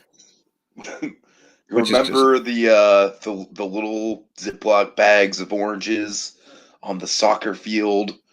Heaven. Exactly. So again, for us, that's a paramount sketch there. So Josh, then he's giving his own sales pitch as we go from one pitch to another here, where we reveal that he's in a series of auditions selling himself, and he's then using the sketches as his new reel. Uh-huh. He's using like the Just Giggle It sketches as like a new reel, and basically specifically what he's using, in case anyone's curious, he's using like that new thing Joshua Thomas has been using at the top of the live streams with like the here's water and everything, like the clips of all his roles. Right, He's using right, that as his yeah. new thing. Again, then he kind of gives the Ed Wood sales pitch from before, like I do it all, man. I got 1 foot on the dock, I got 1 foot on the boat. I'm the guy. Anyway, so then he gets good reception, then he gets ambiguous reception, which is the curse of LA, and then the last audition, of course, is for SNL, which is ambiguous. Like, oh boy, did he get it or not? Did he impress? Josh is like unsure. So we show that Josh and Poncio they've moved into a new place. The Sagar's left to establish himself, says narrator Josh. Josh is chasing the dream of the big leagues. In him doing this, he's motivated to keep the JGI success going because he's thinking my reel in these auditions might get me some good work here. I got to keep this wagon train moving, man. This is going to help. This is the tide that raises all ships for our careers. We got to keep doing this. So he has a new LA pal in Corey Olenek. And Corey Olenek is, of course, played by the incomparable Zac Efron. I almost said Zach Braff. Thank God I didn't. That's a very different Zach. So this is a fun inside joke because Katie Mary Garland, this is a hashtag Zadie for life. She loves she loves Zac Efron, so I figured it'd be a fun running gag. What if because he looks enough like him, what if we got Zac Efron as Corey Olenek, which I'm sure he appreciates. And what if and again he actually we spoke to him on a live stream about it, and he loved Zac Efron in the Extremely Wicked Vile, the Ted Bundy biopic on Netflix. Uh-huh. So it all kind of fell into place, in the running gag is that Katie doesn't know why, but she's really attracted to Corey Olenek. So she's kind of following like a little puppy dog, like, All right. So we have Brianna Oppenheimer introduced, played by Deborah Ann Wool. Yes. I'm sorry, Tim. I'm trying to get our guest situation here, so I'll keep going. Okay, sorry. So then we have Jenny Tran is introduced to the group, and she's meeting Piper Henson. Now, Jenny Tran, as we kind of have seen from the JGI at home of it all, kind of a wonderkin, and so everyone likes her and wants to be very active with her, and it gives Piper a taste of her own medicine. And it does. Again, this is like Josh's revenge for Katie Mary Garland being the idea. Right, like, hey, right. we got Jenny Tran. Well, again, played by Jamie Chung, by the way, who I love her. Oh. She's Big Hero 6 and everything. All right, we got someone. Oh, goody. All right. Let's see if this works, folks. Oh boy. Hey. Hi. Hey. Oh God. How are y'all? Hey. We're good. We introduced you a little while ago. Oh my Yeah. gosh. Hopefully we're not embarrassing ourselves too much with this whole thing. Ooh, no, not at all. A film by Adam McKay. I like it already. Sorry to interrupt. Where were y'all? Okay, well, first of all, show her what she looks like, Tiki. Go to the first image. Okay. Let's give her a quick high reel of who we've got in some of our players. Let's just go. Yeah, we might as well introduce her. Yeah, so just to catch her up briefly here. So, Katie, here's who we've cast in the biopic. We're kind of towards the middle of Act 2, and so you've already been introduced, and we've set up the whole Garfield Nermal running gag with you and Josh. So that's kind of we kind of did that. Nice. So Josh is played by Glenn Howerton from It's Always Sunny. Okay. Poncio is Justin Prentice from 13 Reasons Why. We had all the reasonings kind of in the earlier part of the thing. Piper, we got Elizabeth Lale or Lolly as as Piper there from the show You. Oh yes. Got the Andy Samberg as Mark Sipka. Oh, perfect. Yep, there you are. Wait, who is that? That's Kieran Shipka. It was your idea. We got her from Don Draper's daughter from Mad Men and the Sabrina show. Yeah. Nice. I didn't recognize her with her dark hair. Yeah, I know. It was hard to find, by the way. Just find her with the dark hair and everything to match you. Nice. Well, sorry to Let's- interrupt. Continue. No, okay, so let's go to the second one then. Let's just show you who else we got. Yeah, we're we just got getting your reaction to the cast. we got Drew Barkus, Josh's friend from the San Antonio years. We got Tom Middleditch, now on B Positive, playing him. Oh, okay. Got Ralph Coley as Sagar. Yes. Tiki's proud of this one. Yes. Charlene Yee is Yuka. Yes. Oh, I'm glad you know who she is, Katie. All right, Zachary Quinto is Brian Wiley. Oh, I don't know Brian, but I love Zachary Quinto. I think we all do, Katie. I think we all do. You know who else I want to see Quinto play? I want to see him play Eli Roth if they ever do a biopic. Oh, I of could Eli see that, Roth. yeah. If you ever, anyway, we got Alex Wolff as Julian Silver. Cool. And these are kind of the OG UCB JGI players being the idea Right, here. So now we're going to get to some familiar faces coming up here. Okay, so let's see. We got Candace Patton as Jamie Cox. Oh, okay. We got Emma Stone as Mal Smith. Wow. I know this cast is like super expensive. Again, very theoretical, mind you. Very theoretical. And again, the idea is like the bigger the bigger the takeoff, bigger the name. We kind of try to reflect that in the casting. Like for example, Emma Leonard got a TV show, therefore we got Emily Blunt for her. Yeah. Wow.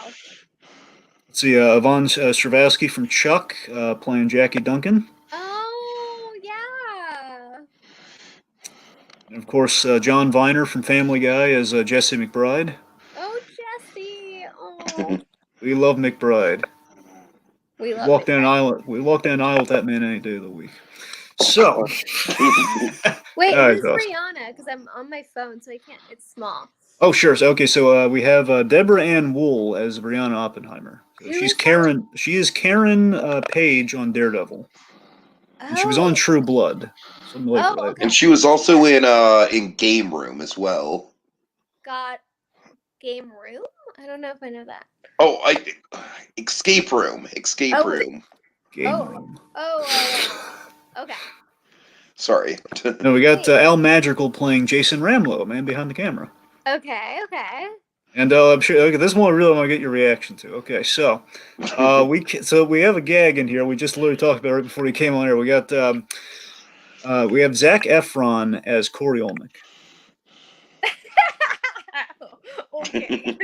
Okay, so the gag here is that so of course we know hashtag Zadie for life. You big fan of the Efron.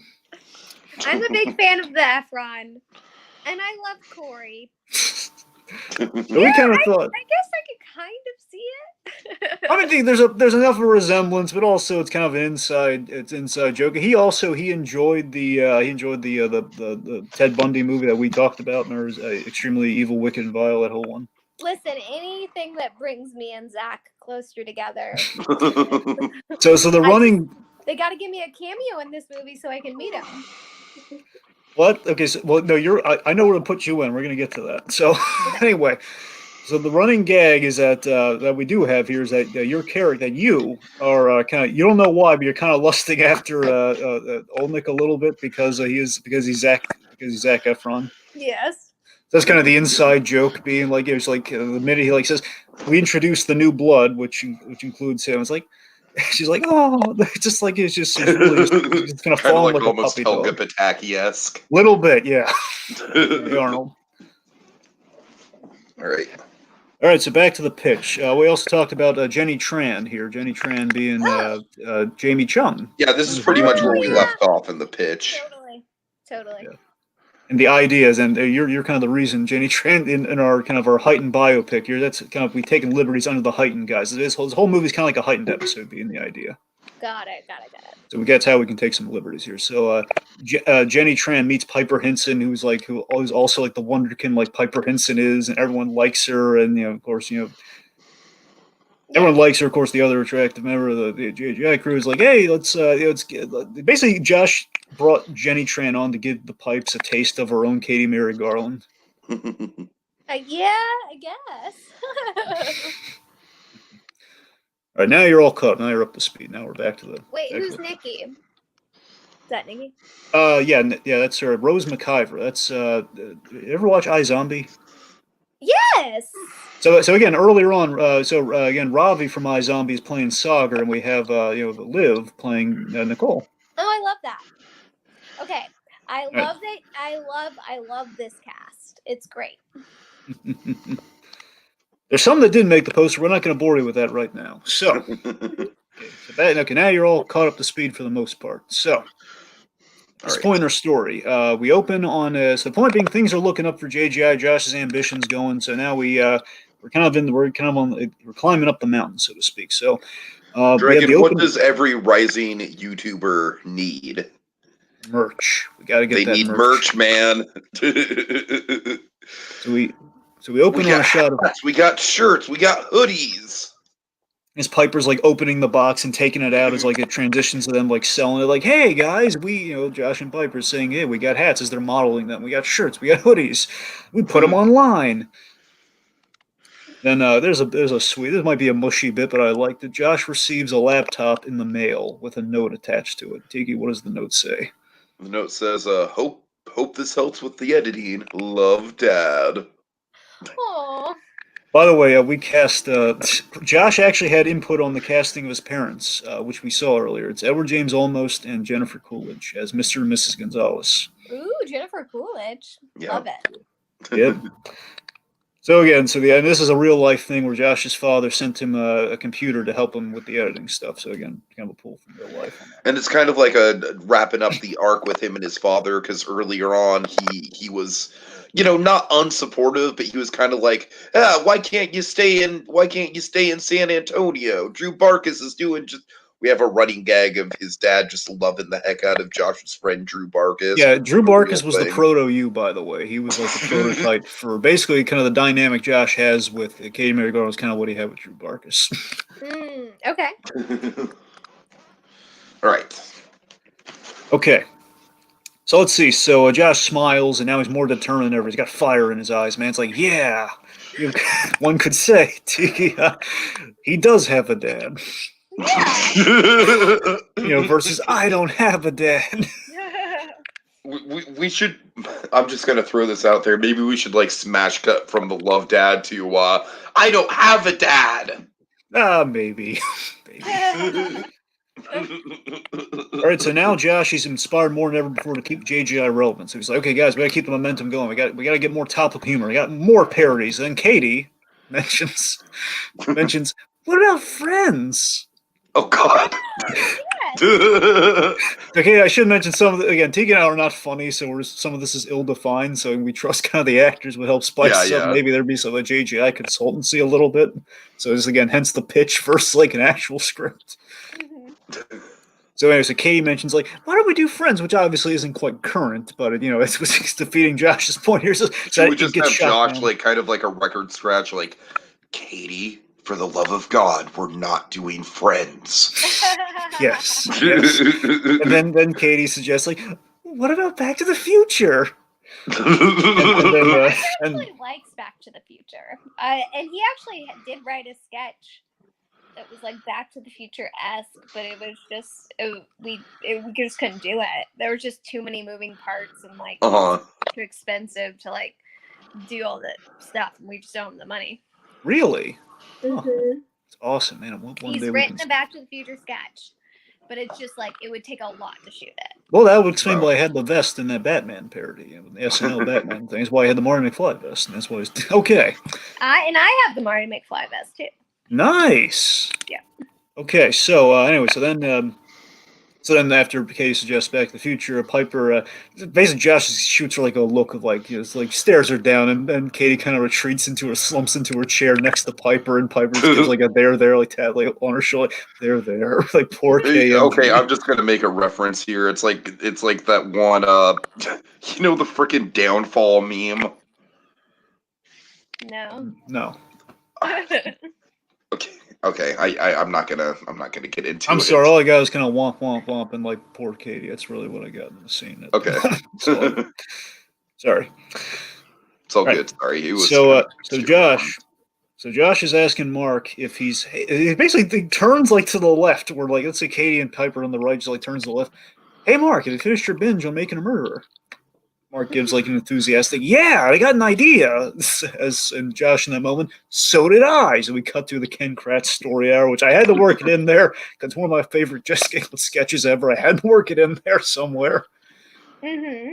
Probably be the clip of like the reenactment of Piper, like it's like like it's just like, oh, Kitty wants to play, like, oh God, no, it's in front of all the kids. Okay. All right, so then Josh pitches. Hey, go on, Tiki. Yeah, you take this one, Tiki. Yeah, so Josh pitches, well, A Quiet Place came out this weekend, and a lot of people are talking about it. And Piper's unsure because, like, well, we can't really use a kid for the scene. Well, we'll use Alex. Besides, I could totally be Krasinski. And Katie, and then yes. Katie's like, I don't know, Josh. You don't really look at all like Jim. And and Josh is just like, no one asked you, Katie. I just love the immediate defensive snap. Right. So Corey approves. Let's see. Piper asks Alex if he has any ideas for it. All right, Dragon, can you explain this this Poncio running gag that we've been building? Okay, well, so of course, obviously, we're kind of doing stuff in line with our kind of a running, like, Alexander Poncio.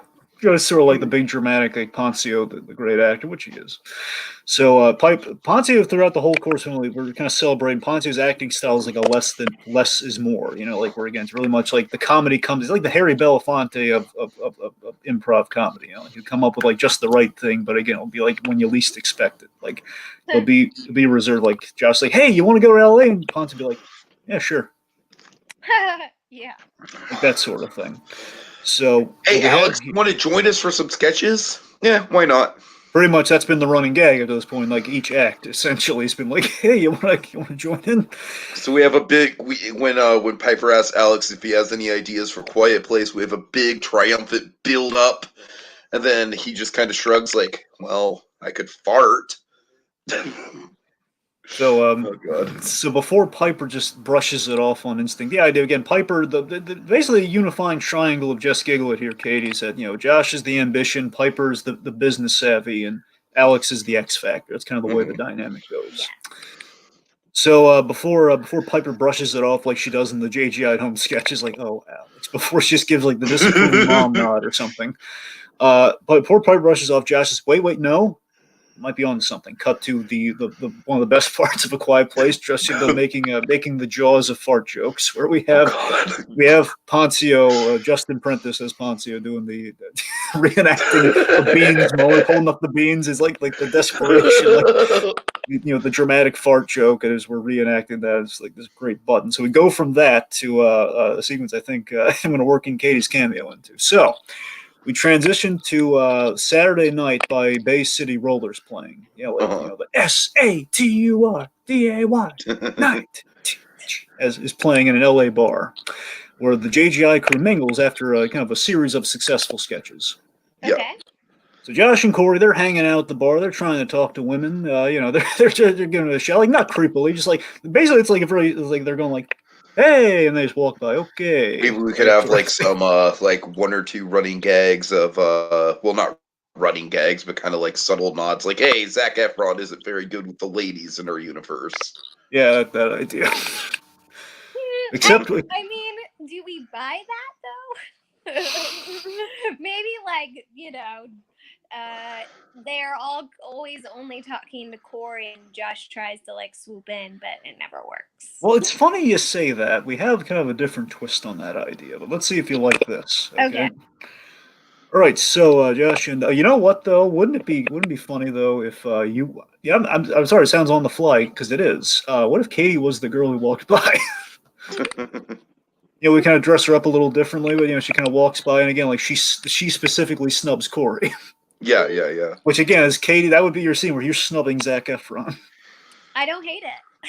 There you go. Like again, basically we're taking the whole, you don't deserve this, but like kind of the ironic twist. Right, you don't deserve this. Where Zac Efron does deserve this, but Katie's moved on. Yes. She's our old woman. She's gonna make it on her own. Darn it! Sorry, you took too long. And Mary Tyler Moore, another three named lady. She's gonna make it on her own after all. Yeah. Okay. All right. So anyway, so point being, the girl walks on by and someone's like, "Hey, okay," as it doesn't work out. Then they see Poncio over there doing great with the ladies. This is the idea. So all the ladies are flocking towards Poncio as we revealed, Brianna Oppenheimer is talking him up, and basically Josh gets the idea for Wing Chick, so he writes it down as a little notepad for later. Ah, okay. So Corey remarks here. This is a big moment I've always had from the inception of our Zac Efron Corey. Not a lot, but meaningful. Where Corey remarks that, man, Josh Thomas always working. A lot better than that. He points out how Poncio is really one of the MVPs of Just Giggle It. And Josh mentions, you know what? As this is a real life thing where Josh mentions, I've been so caught up in the hustle to the next sketch, the next thing, it kind of got lost upon him. He undervalued Poncio without intending to. Like, Poncio's one of my besties, and he's really killing these sketches. You got to write more towards Poncio. It's kind of an eye-opening thing. Basically, he's got to enjoy the sketches versus rush one. Because Alex is so humble, we forget that he's actually super talented. Because sure. Yeah. I'm proud of this bit. So Corey and Josh, they toast their drinks, and they both go our kind of our patented catchphrase on "I want to be an Imagineer." They go, Poncio! Like a little humble toast, like Poncio was like, yeah. Cute. All right, we're gonna skip over that little bit, Dragon, because we kind of retroactively rewrote it. The Corey thing. Right. Oh well, yeah. Well, no. This is actual Katie though. Okay, we can keep this bit in there. Okay. So as Corey leaves the scene, he is followed by the movie Katie Mary Garland, who corrals him into a dance. Love it. So again, the point being, you have your cake and eat it too, Katie. You get the snub Zac Efron, and you get the dance with him. That's great. All right. So Piper then comes to Josh in a very Party Addison-like manner because they're at a bar. So they're basically Piper's basking in success, it seems, and Josh just warns, hey, last time one of us got that tipsy, we started a sketch comedy channel, basically the whole Yuka thing, where Yuka got tipsy and she suggested doing Just Giggle It, so doing sketches. Okay.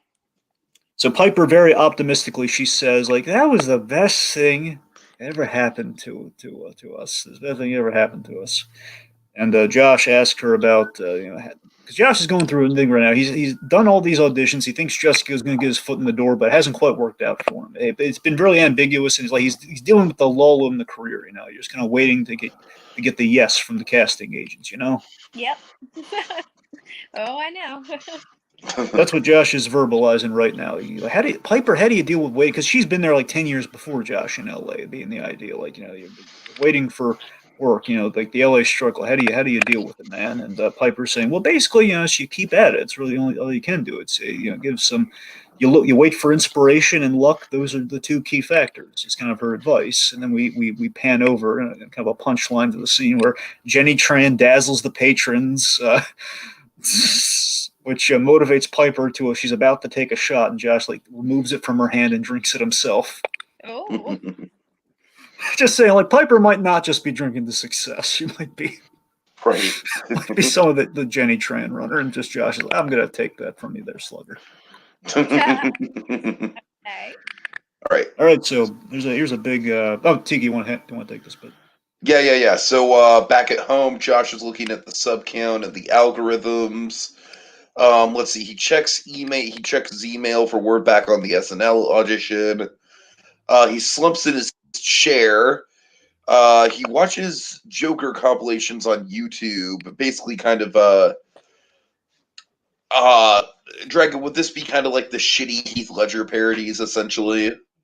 Well, I figured. So I kind of kept it vague. I figured it would be like watching clips like the Mark Hamill Joker. Basically all the Jokers put together. So basically Facebook. One of those videos. Here, Dragon, I gotta step out for a minute. Okay, I'm sorry. Sure. Well, again, my point is. So basically, I'll fully cop to this, folks. The one detail I tried to substantiate like crazy, but I just couldn't, is the exact impetus for Harley Quinn and the Joker versus the real world from Josh. I couldn't get it. I tried checking it. I checked all the live streams. It was never mentioned exactly what the impetus was. Mm-hmm. And I couldn't quite get word back from him in time. So this is like a heightened sort of what if situation. Just watching compilations of all the past Jokers, which is putting all of them in front of his face, including the Mark Hamill Joker, which of course ultimately Harley Quinn Joker is very much kind of a combination of the best stuff being the idea. Right. So he watches this and then he's staring at the actual Heath Ledger painting that Josh has on his wall. He's worked in the many sketches. Mm-hmm. So he's watching this. It's on his mind. He's looking at the painting on the wall, and he hears the Mark Hamill Joker laugh on the little clip show. Mm-hmm. And Josh then has his eureka moment, as he then a little homage to Batman: Mask of the Phantasm. He takes a little Hollywood. It's either a sign or a postcard. I mean, I think postcards would probably be outmoded at this point. But let's just say he takes like a magazine or something. Mm-hmm. He takes like a white grease pen or a marker or something, and he writes "ha ha ha" over the Dragon, they will never stop selling postcards in LA. Katie, can you attest to that? Yeah, definitely in like Hollywood. Yeah. Right. Like it's just such a tacky, like touristy thing that's so easy to mass produce, and it'll catch tourist eyes. Because the idea I had But was don't worry about the postcard being outdated, Dragon. Well, then I'll keep the original idea. The original idea is that he's writing a postcard to his folks, and it was a Hollywood postcard, and basically then he writes "ha ha ha" over the Hollywood sign, which again brings we hear like the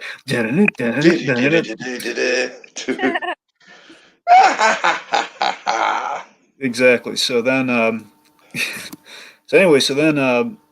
so Josh is then we cut to Josh giving narrator Josh. Well, then he's kind of framing the whole thing too. Okay, he's like telling the making of. So he's kind of like a narrator for the piece too. Okay. Then I had an idea for what was going to take JGI to the big leagues, and it wasn't even a sketch. Everyone knows the Joker. How could it not work out? Which is going to spell some doom later, by the way. How could it not work out? That's so funny. Okay. So Josh pitches Harley Quinn the Joker versus the real world to the JGI players, and this thing I can corroborate. It's just crickets. Listen, he brought it to a table read, and Brianna had already done Harley Quinn on Spoof Troop. Yes, so he knew she could like do the voice or whatever, and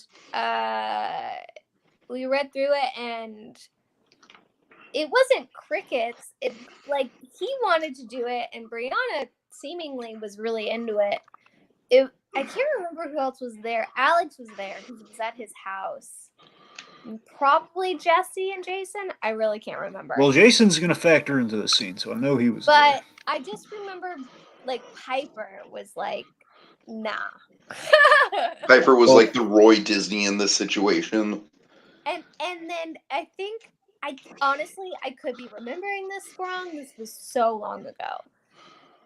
And then he was like, well, what do you think, Katie? I think he asked me, or somebody asked me, or maybe I just said this. I think I said, like, I mean, yeah, like, it's, it's fun, but, like, what's with, like, the Harley Quinn and, like, the voice and everything? Because I was just, like, so not, like, didn't know anything. I didn't know like that was like her. Well, we have a gag about how little you grasp the concept. Yeah, I was just like I just don't get it. So Dragon, what gag did we write in for Katie? Well, because I'm such a big Marvel fan, I was like, I mean, I don't know, like cool. Like I was kind of like cool either way. I was like, if cool, like if you want to do it, great, but like if not, like whatever type thing. Yeah. And, and I was just like, this isn't really like what I'm a fan of, so I'm not the right person to ask. It was sure. That. Yeah. Well, I gotta be honest, we have Katie more in kind of the aftermath of the first episode, but I mean, because I wasn't absolutely sure if she was there, because I know later on Josh like pitched. I was at the table read, but I wasn't at any of the. Okay, we should switch the gag around to the table read then, Dragon. Well, it's more of like a positive gag, Teak. It's not exactly like her like downplaying it. But I mean, we can add. I'm saying we'll add that in now. We'll have her as also a voice of. I don't get it with the Harley Quinn of it all. That's what I'm saying. Yeah. I was just like, I don't get why. Like, what's the voice? Like, what's the deal? I was just kind of like, what? Like, is that what she sounds like? Like, is Harley Quinn a character? Like, I didn't even know who Harley Quinn was, frankly. What I mean?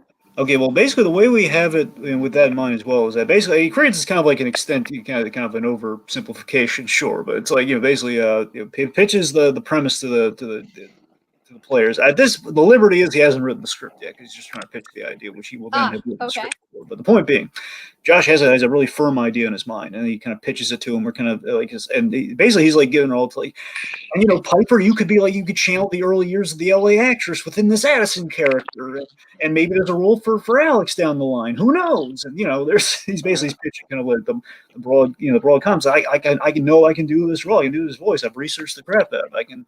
Well, the point being, I'm going to combine the best of the Joker in this.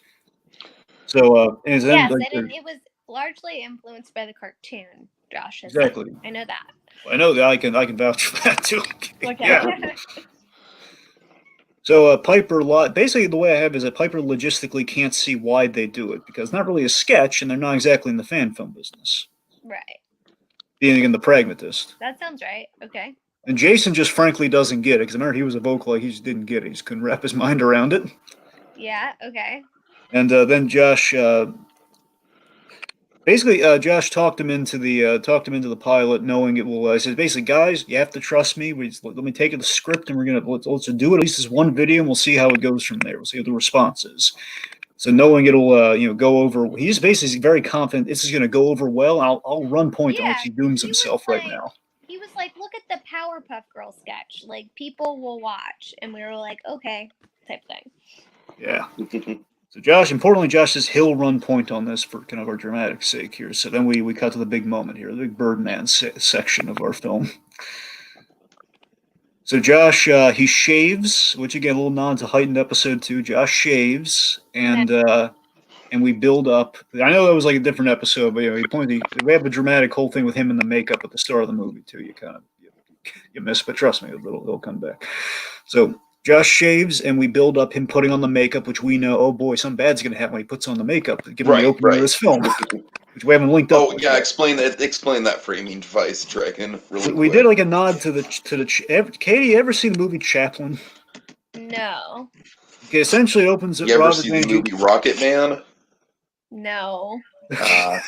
All right. Okay, look, just shot. No. Look, simplicity's sake, just opening a Chaplin is this artsy sequence where Robert Downey Jr. is removing the Chaplin makeup from his face. So we kind of did that with Josh, where he dramatically is coming in, is walking down a hallway, and he's very tortured in the moment and tired, and he's like removing the makeup, so he's like split down the middle, half Josh Thomas, half Joker, and just conflicted. And we don't know what's going to lead up to that moment. We're not there yet, but we're building to it with moments like this. So he's now putting on the makeup for the first time. That's a time where he's removing the makeup. Okay. So point being, then we see a nervous Josh. He's overwhelmed because he did a lot on that day. Because again, worst man of many hats, are really showing that in Flingrado here, where he's directing in the makeup on day one. We literalized the man of many hats in this epic kind of Birdman oneer shot. It's like Michael Keaton going all around and doing all this stuff. Mm-hmm. He's assembling props like the bloody sunglasses, like the Ray-Bans. He's putting them on the table as the camera's following him. He realizes, oh my God, Corey, I just realized something. What, Josh? I've never seen you act before. I'm good though. Let's hope so. Okay.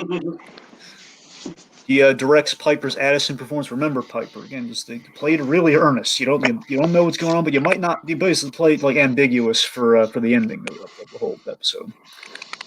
You're really taken with the couple. You're really taken with this couple of clowns. Yes. So Poncio, again, Poncio is the MVP of this moment here. Poncio is on the set, and he gives a frazzled Josh, who's in the Joker getup, gives him some advice before his big scene. Listen, Josh, take a breath, man. It's being all zen, like, Josh, take a breath. Cute. Listen, enjoy this. Inhabit the space like the Joker would. Do that. Inhabit the space. So basically, Josh takes a deep breath, and he smiles. He's getting in character. So we recreate the big moment from episode 1 where he's like, oh, look, it's a room. As he's entering the room, and he's like, ooh, bar stools. Like, that's basically up to the whole bar stools bit, as he's kind of going around. Piper. I love this, guys. My phone's about to die, so I have to hop off, but I'm at 9%, so I might have to go soon. All right, but by all means, catch up on it when you get a chance. I suggested in the beginning to just listen to the whole thing as like an audio book or something. Love it. I love doing that while I drive. Well, we loved having you on for a spell, Katie. At least you got to see some of your scenes. That's good. Yeah. All right. You're definitely gonna want to come back for it, Katie, because you got a thing in the third act. Oh yeah. Ooh, okay, great. Yeah, you have one of the biggest scenes in the movie, actually. Ooh, love it. All right. Okay, let me continue on here. So okay, then we cut to this massive success montage of the numbers going up. We have like comments of praise, and we kind of see the comments. Everyone's eager for more. Like, oh my god, it's amazing! It's this Joker's part. Why can't we put it in the movie? Stuff like that. They're uploading. We see Josh upload more episodes. We see Poncio as Howie. Josh is telling Katie that he has a part for her. Like, hey, Katie, it just showed Josh is in such a good mood. He's giving Katie a part. Like, Katie, why don't you play this Camilla? Yeah, that was before our dynamic was a little bit more brother sister. Yeah. So again, we're building towards some of the Act 3 stuff there. Like, yeah, he's gonna come around this Katie Garland. Yeah, and Brianna was very like, oh yeah, Katie has to be Carmela. I'll say sure. Uh-huh. Yeah. Then we see some Carmela and Addison moments being shot, maybe then by the pool or something. So again, a Liberty, a little ass sequence, I know, but just thinking we're jumping around a little bit. Yeah. Josh shoots the meter maid scene with Howie, and he comes across, and we set this up. What the hell are you doing? I'm writing you a ticket, sir. Yeah. the Benz. Mm-hmm. And don't I know it? So Josh, so we're shooting the meter maid scene, and we set this up earlier when Josh and Ponzi first came to LA. They were across from the Walk of Fame, and Josh was kind of he kind of looked at this Joker, the guy dressed up like the Joker on the Walk of Fame, like one of those guys, the picture guys, and basically we call that guy back where he just Tiki. What? Sorry. Yeah. Well, no, sorry. Well, then Tiki, you pitch this bit where basically he kind of has this surreal, fleeting moment where he sees the other Joker from earlier, way back in Act 1. It's kind of like they have this surreal moment. They look at each other like his Joker's a lot better than mine. All right. So back in San Josh Antonio, is like, yeah, my Joker's a lot better than his. So he's become the Joker he saw in LA from Act 1, but a better version of it. Yeah. Yeah. Love it. All right, you guys keep going. My phone, I'm at 2%. So have. All right. See you later, Katie. Nice seeing you. Katie. Thank you. All right, bye, guys. Bye. All right. All right. So back in San Antonio, Mr. Gonzalez tells Mrs. Gonzalez to honey, you gotta watch Josh's new videos. You gotta watch these. They're great. So even thinking thumbs up from Poppy in a sense. Thumbs up from Poppy. The patented thumbs up from Poppy. Mm-hmm. All right. So the narrator, Josh, says, things were great, but success comes at a cost. Always temporary. So Brianna, essentially, this is kind of where we get to build to the low of lows here. So Brianna tells Josh she got a better Harley offer, and she can't take no for an answer. And that leaves Josh in a bind after tasting great success. So cut to Nicole Dubois. Being welcomed by the gang, and of course, Nicole Dubois in this, she is played, as we kind of said earlier, played by the wonderful Rose McIver. And this, taking, again, an iZombie, I know you haven't seen it, but trust me, Rose McIver can play anything. That's the charm of the show, is like she gets a new gimmick every week, and it's astonishing. So absolutely, she could be Nicole Dubois. So of course, Nicole Dubois very much kind of a wonderkin in her own right. She's again kind of a great new Harley that we have. We have the new actress guessing game thing. Yeah, exactly. So appointment. So she's getting welcomed by everyone. Quick cut to the new scenes, which includes the new actress and the Danny Boy sequence. I'm sure maybe a little bit of episode 6, the whole contact, looking for you. I guess I found you. Guess you found my patience after all, Harley. Uh-huh. Something like that. And again, so the loss of Brianna is a big thing too. Or again, Brianna, of course, she is it's kind of the beginning of the low of lows. Certainly, again, she's the chink in the armor, essentially. Yeah. And again, I think we've set up well that Brianna was also like a champion of all the good stuff in Harley, some of the good elements of Harley Quinn and the Joker with the whole like Camilla girl, absolutely stuff like that. She's been key. So then we have the stock market effect of success via the YouTube comments. So the comments, I What love happened to Nicole. the other Harley? Who plays the Joker? And then, most infamously as of late, Dragon, when's the next episode? So that's kind of what we're showing in this sequence now. We're like now we're seeing all the comments that are bolstering him so well. They're not negative, but they're coming at a cost. Where again, it's like he's trapped by his success now. Where it's like all these questions where, again, so what happened to the other Harley's the annoying question that keeps coming up. Who plays the Joker? That's annoying to his own goals in LA. Like, they basically again trapped by his own success. They know him as the Joker, but not Joshua Thomas. They're not putting two and two together. How does that happen? And then, I mean, you knew Josh first and foremost as the Joker before diving into anything else, so we were kind of like guilty, filthy casuals at one point as well. True. I think rather quickly we learned to read credits, though. That's rather quickly, yes. Well, I'm not saying just we learned. I'm just saying like we associated the name Joshua Thomas with like, oh yeah, that's the guy who plays the Joker. Sure. For a while, not for long. A brief while, but sure. Yeah. Definitely, at least by the first episode, is definitely. Okay. So the point being, so again, the idea is again, people aren't necessarily evil for this sort of thing. It's just like, well, again, they're loving, of course not. They're loving the show, and again, it's like Josh trapped by success, which is the double-edged sword of fame that Josh has kind of been going with here. He's kind of succumbing to. And then, of course, the big one wins the next episode, which again is really hard to accomplish, especially after the transition with the Harleys. And again, we didn't fill in all the nooks and crannies, but essentially, again, he's going to face some more Harley problems and stuff. The idea being, again, well, we'll see. We're about to hit on the scene. What's going to get in the way of Harley Quinn and Joker? So, all right. So then so now we have our big. I believe we're at our big link up here. Yeah. Where Josh Josh hesitates to shave and put the makeup on again for a bit, but he does. Kind of like a shaving moment from Disaster Artist, almost a little nod to Disaster Artist. We cut to black because we know eventually he's going to continue to be the Joker. We hear ha ha ha from the intro of Harley Quinn the Joker.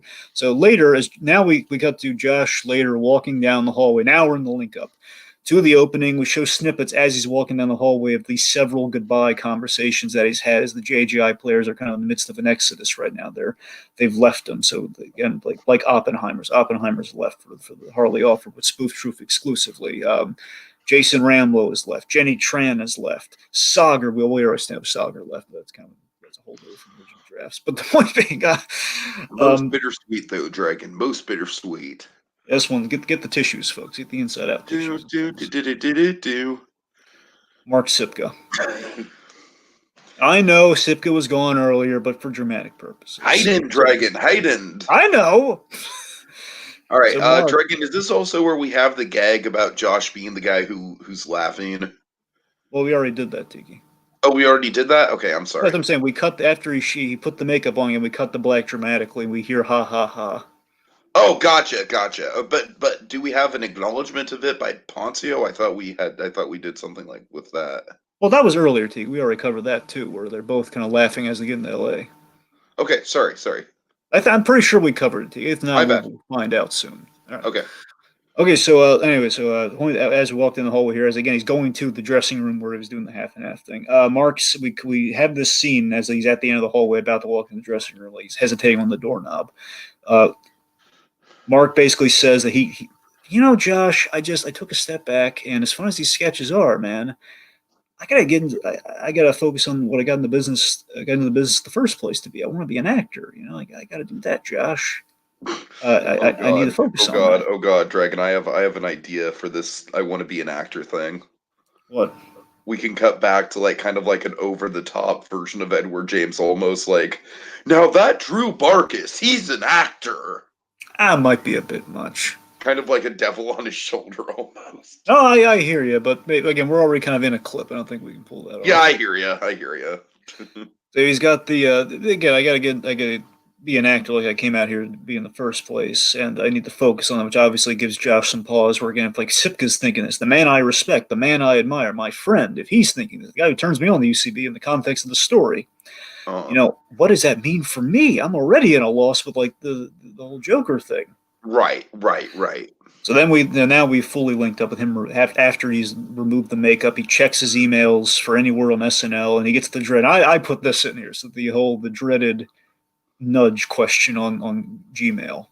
I hate the nudge thing, because basically when you don't hear back from people, it'll say, "Hey, you wanna check in with them," or like it's a little orange thing, like, "Did you miss something? But would you like to nudge them and like send the message again or something?"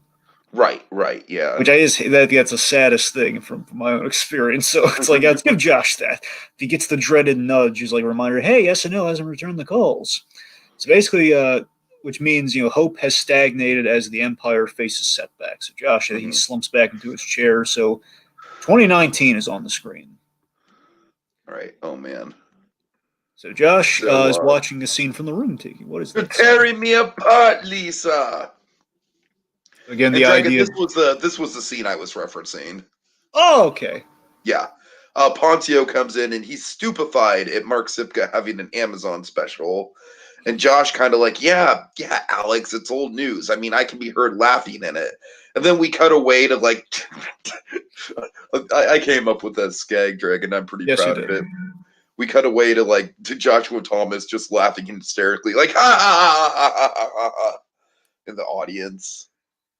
So yeah, also Tearing Me Apart was chosen for the whole, again, he's losing all the people, therefore he's being torn. All right, so Josh laments on how his oldest friend, Josh laments to his oldest friends how barebone they are now compared to the empire they once had.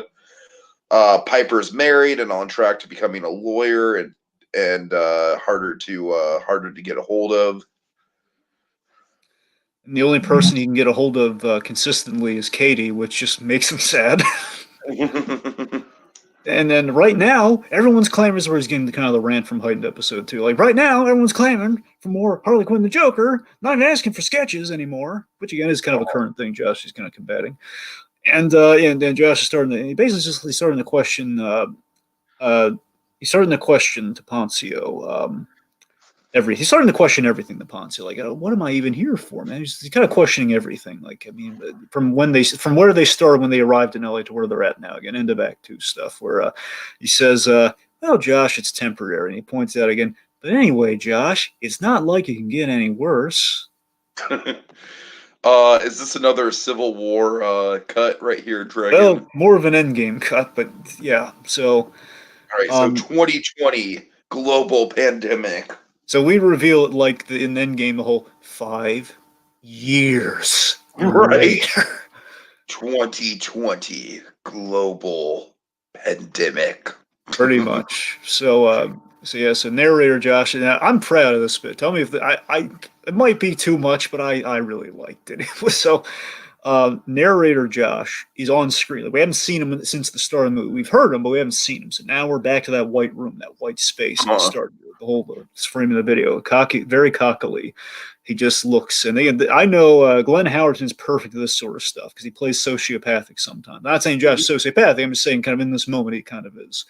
Just you thought the Joker stuff was our low of lows. And here's the thing. Originally in the drafting of this, by the way, this was our low of lows. The whole Joker thing, the whole questioning the whole basically Brianna Oppenheimer leaving was the low of lows originally. So then things happen. We got to. So yes, folks, we went that far with it. So he says, "You thought the Joker stuff was our low of lows." Lesser story maybe, but no. Make no mistake. I could almost see Joshua Thomas maybe not necessarily doing the character from a man's role, but kind of having that sort of delivery. I wanted to work in a man's world, but I feel like this is the closest we're gonna get to it, Dragon. Pretty much, yeah. So and it's like, make no mistake, we're Just Giggle It, and the JGI. And he walks over to there's it's mounted like a thermostat. There's a mounted dial, like a random dial on the wall that goes from 1 to 11, like Spinal Tap. And he walks over to the wall. He goes like this mounted dial. He turns, we insert as we turn it up to 11, and then he turns it just ever so much. You hear the spring pop is he rips the knob off, pops it off, and tosses it. just tosses it. And then kind of gives a shrug, meh. Yep. Tosses it like Luke tosses a lightsaber. Exactly. But yeah, and so folks, yeah, we had a kind of I had an epiphany about well, right now we have a more interesting ending with addressing the pandemic, which movies at some point are gonna have to do. So why not do with our biopic? And it just kind of felt natural, right? Sure, absolutely. So yeah, we kind of went for it. And again, basically to honor Just Giggle wouldn't, if they were making their own biopic, they wouldn't forget about the pandemic. They would go for it. Again, hence the whole rip the knob off the wall thing. It's they go for the dark comedy, they rip it off, they acknowledge things. Therefore, we have to honor that in the material here. So that's kind of what we did. Okay, so we cut, so back to, so we go back to Sad Josh. Sad Josh checks in with Piper on a Zoom call at home. And who pitched this? Yes. Uh, Josh is like, so how's Milos? And Piper is just like, oh, he's tickling the ivories. And we hear like some ragtime music off screen, and we also see the wedding photo on screen. Like we don't see Milo. Again, the idea Piper's just so cosmically lucky and talented. We don't even get to see the trophy husband. We don't get to see him. We just he's playing the piano, and we see him to the wedding photo, and basically she's telling Josh to hang in there. Again, the biggest thing I had to struggle with here, I wanted to give Piper and Katie good things to do in this. I didn't want to sidestep, which would have been easy to make it just the Josh and Poncio movie, which again, it pretty much is. But again, I wanted to make sure Piper was active, so that's kind of why we kind of have it. Right. So she's asked, hey, how's Alex making out and all this? Now we have a guy we both kind of pitched. So Josh informs Piper, and this is true, just accentuated, that he informs Piper that, oh yeah, he hightailed it back to San Antonio the moment the news broke. So we have the ultimate cutaway gag. So we cut away to the intense, like really intensely. This is again, we always talk about how Poncio does D'Onofrio. This is kind of one of his big D'Onofrio scenes. So this intense moment where we have like outbreak on the news, pandemic, global, all this sort of like bad stuff, like oh boy, like the possible shutdown in LA. Right. So this leads to a D'Onofrio Poncio here. Just he packs up dramatically. He packs like it's an emergency. Like he's packing everything in his bag. He runs to the car. Still a big man. He's running to the car and he drives off. Again, he drove to LA and he's driving out of it like a bat out of hell. So we then cut to he's driving. You can't stay here in that country. Yep. So he drives off really fast. Cut to the frantic Poncio with two masks on. This was your idea. Yes. Two masks, like over his face, in traffic in a tizzy. Like he's shaking the wheel. Like, come on, move. Maybe he's got like some sanitizer that he's spraying in the car. Just as he's like on the steering wheel, then he's like sanitizing, like God. And he's putting it on the steering wheel too, like God. All right, yeah, that's fun. So later, this is our end of Act 2 low blows. Later Josh tries to chat. This was entirely your pitch. Tell him about it. This is the most surreal we get, and I'm very proud of this moment. Yep. All right. So, Dragon, one thing that Poncio and Joshua Thomas had in common during the shutdown, and me too, and actually, Dragon, I actually kind of visited my island for an hour or two yesterday for old time's sake in preparation for this. All my villagers were still there. I was nice to see them. They're like, Tiki, you've been gone for like 4 months. But so Animal Crossing, me, Joshua Thomas, Alex Poncio, and many others escaped into that world for a while during the shutdown. And Joshua Thomas and Alex Poncio, that was one of the ways in which they communicated with each other was via Animal Crossing when they weren't physically, together. And Dragon, one of the things that you can do in Animal Crossing is you can visit each other's islands. With that in mind, Dragon, how does this last scene play out in Act 2? Well, we intercut Sad Josh, as I like to call him. Sad Josh is basically reaching out to Poncio via the Animal Crossing as we see like him traveling to the island and everything on the little kind of micro scale. On the other end of the low and lows moment, which is Poncio on the other end, and Josh puts on a brave face as he's like, "Hey," but again, basically he's kind of like saying it to himself quietly as we. I think he's saying it to himself. We don't necessarily need this, but the point being is like it's in text on the screen, I guess, predominantly. The conversation is happening on the Animal Crossing on screen for you. So basically, it's like Josh put on a brave face. Then we just cut to the dialogue boxes on the screen where it's pitching the why. He's basically pitching the Why So sketch, which essentially is supposed to be the next Just Giggle It sketch. At least one of the next Just Giggle It sketches we're supposed to get. We went up that far up to the line, kids. Pitching the Why So's, which again connects the whole. We've been threading the needle with the room of it all here. Where again the inspiration for the Why So's, kind of Josh Downs' fascination with the room, kind of coming into play here. He's pitching the Why So's sketch to him with like, yeah, well, a whole bunch of Why So's, all of us playing Tommy Wiseau essentially, and like plans to do more stuff. Like, yeah, we can do all sorts of other stuff. I want to, and Alex kind of stops him here very dramatically, and we cut to almost a silent scene of Ponzio from his side of the line, where he's just in his place that we've seen in Just Giggle at Home. He's just kind of sitting there, like dramatically looks, he slumbers. Like, and Ponzio doing acting without even saying anything. Again, through Justin Prentice. Says, I don't know, Josh. I don't see how we come back with sketches after this. It might be over, which is just Josh's utter low moment, and we just have like him just pressing sad face on the screen. I love this. And that's ours. And we cut. So, we yeah, cut in from, Animal Crossing, you have these reactions that you can do. Anyone who's played the game is familiar with it. And so our low of lows, the end of Act 2, going into Act 3, is literally Josh's Animal Crossing avatar just pressing the sad reaction over and over and over. Yeah, we go from sad Josh's face to like him pushing the button. Which, I mean, honestly, just to correct it, I mean, I think we settled on one frowny face just to make it just kind of pop and more somber. Just hit a little bit more. I'm fine with that. Yeah. Although my initial idea with the over and over and over again thing was to kind of mirror the Social Network ending. I know it's a great idea just to give it the dramatic punch. All right, fair enough. Anyway. So Act 3 is going to go by a lot faster, kids. So I hope so. That's kind of what we did. Act 2 basically, it was one of those stories where Act 3 is real simple. Right. Okay, so we're now in Act 3. Josh appears on video screen. We reveal him to actually be on screen talking to the audience, us, which is via the live streams on YouTube, or you can find them. Yeah, that's a cool little fourth wall moment right there. Yeah, he's basically talking to the JGI faithfuls, putting on a brave faces, answering questions and reminisces about the the good old times, as well as talking comedy.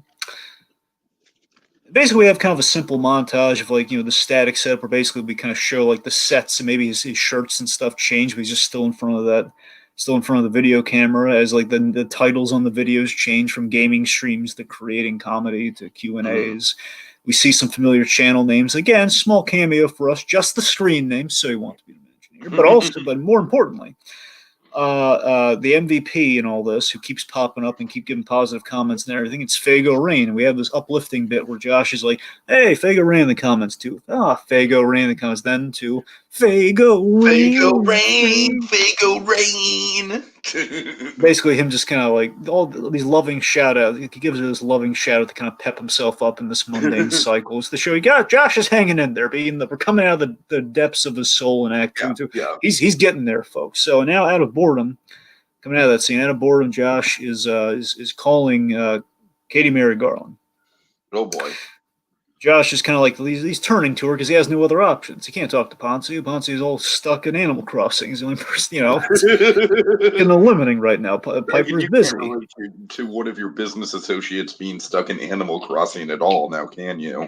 Oh yeah, I can't really do that. Yeah, that's not ridiculous. So Josh laments about the pandemic slowing things to a crawl just when Just Giggle It was starting to pick back up, and also, I mean, despite being reduced to the key players, also like we're reduced to kind of like the core people versus the Empire once had all sorts of gobs of people like we had way back in the old days. Kind of like a weird positive mirror of Channel Awesome in a way. Yeah, you're right. It is. Yeah. So then Katie, big scene of the movie. I'm really proud of this. So Katie, this is always we always wanted to give Katie a big moment. This is kind of like the of course. Yeah. So Katie gives Josh some glass half full advice that ends up leaving a hopeful impression. Again, this probably punched up a little, folks, but essentially this is what her advice tantamount is. Well, I mean, and of course we actually had her on, so now my impression's going to sound a lot worse. But just go with me. Well, I mean, I had a great time making sketches. I never saw myself writing or editing till you and Piper roped me into this, and maybe it's not the end. Maybe we'll do it again. So Josh, he's gonna come around on Katie. He's just gonna basically, it's not like saying, "Oh, Katie, you're so wrong." He's Shut not up, saying Katie. that. You're an idiot. No one asked you. Yeah, it's not like for an SNL comparison, not like a whole Jane, you ignorant slut or anything. It's none of that. God. So, anyway, so it's Josh. He just kind of brushes it off, like, yeah, sure. He's kind of brushes it off. But after like the call, like, I gotta go anyway. See you, Katie. But he brushes her and it off. But the moment you see it on Glenn Howerton's face, the moment sticks with him. He's kind of like, oh, he kind of touches him. It kind of gets him there. Like, you know what? She said it all wrong, but I felt something. So then Josh partakes in a Zoom audition, which is basically, we have like an audition per act, essentially. So now he's in the midst of a Zoom audition. And this gives him an idea after the call, after the Zoom audition, which again, unfortunately, here's the interesting part of this whole biopic process with Josh's character arc, Tiki. Josh doesn't land any huge roles. Yeah, I mean, we could have mentioned his role on that one CBS show, but I don't even think we mentioned that. Well, no, I worked it in there. Oh, do you? Okay. But again, it's kind of like not really in the movie itself, but it's there. We'll get there. But yeah, that's the thing. That's all we really have with Josh, unfortunately. But again, it's kind of like almost the Monsters University thing, where we didn't get like it is the success. Monsters University thing, I would say. Yeah, we didn't get the traditional form. We didn't go there the traditional way, but we go like Josh had what he has now is actually more acceptable than what he thought. So that was the interesting thing about this process. So essentially, Josh, he gets an idea with the Zoom audition. So then he is given hope with this idea, which he then pitches in the next sequence. So Josh assembles a Zoom call of the core JGI players, which essentially is our core five. By the way, let's go back to the main image. Okay. Basically, we have our core players here for basically the duration. So, we are on the main image, Greg. Oh, I'm sorry. I'm sorry, T. I'm kind of flying blind on it. It's all good. It's all good. Basically, he pitches them Just Giggle It at Home, which, of course, real life thing. After a dry spell within the chaos of the pandemic and everything, Josh kind of got this genius idea of doing Just Giggle It at Home.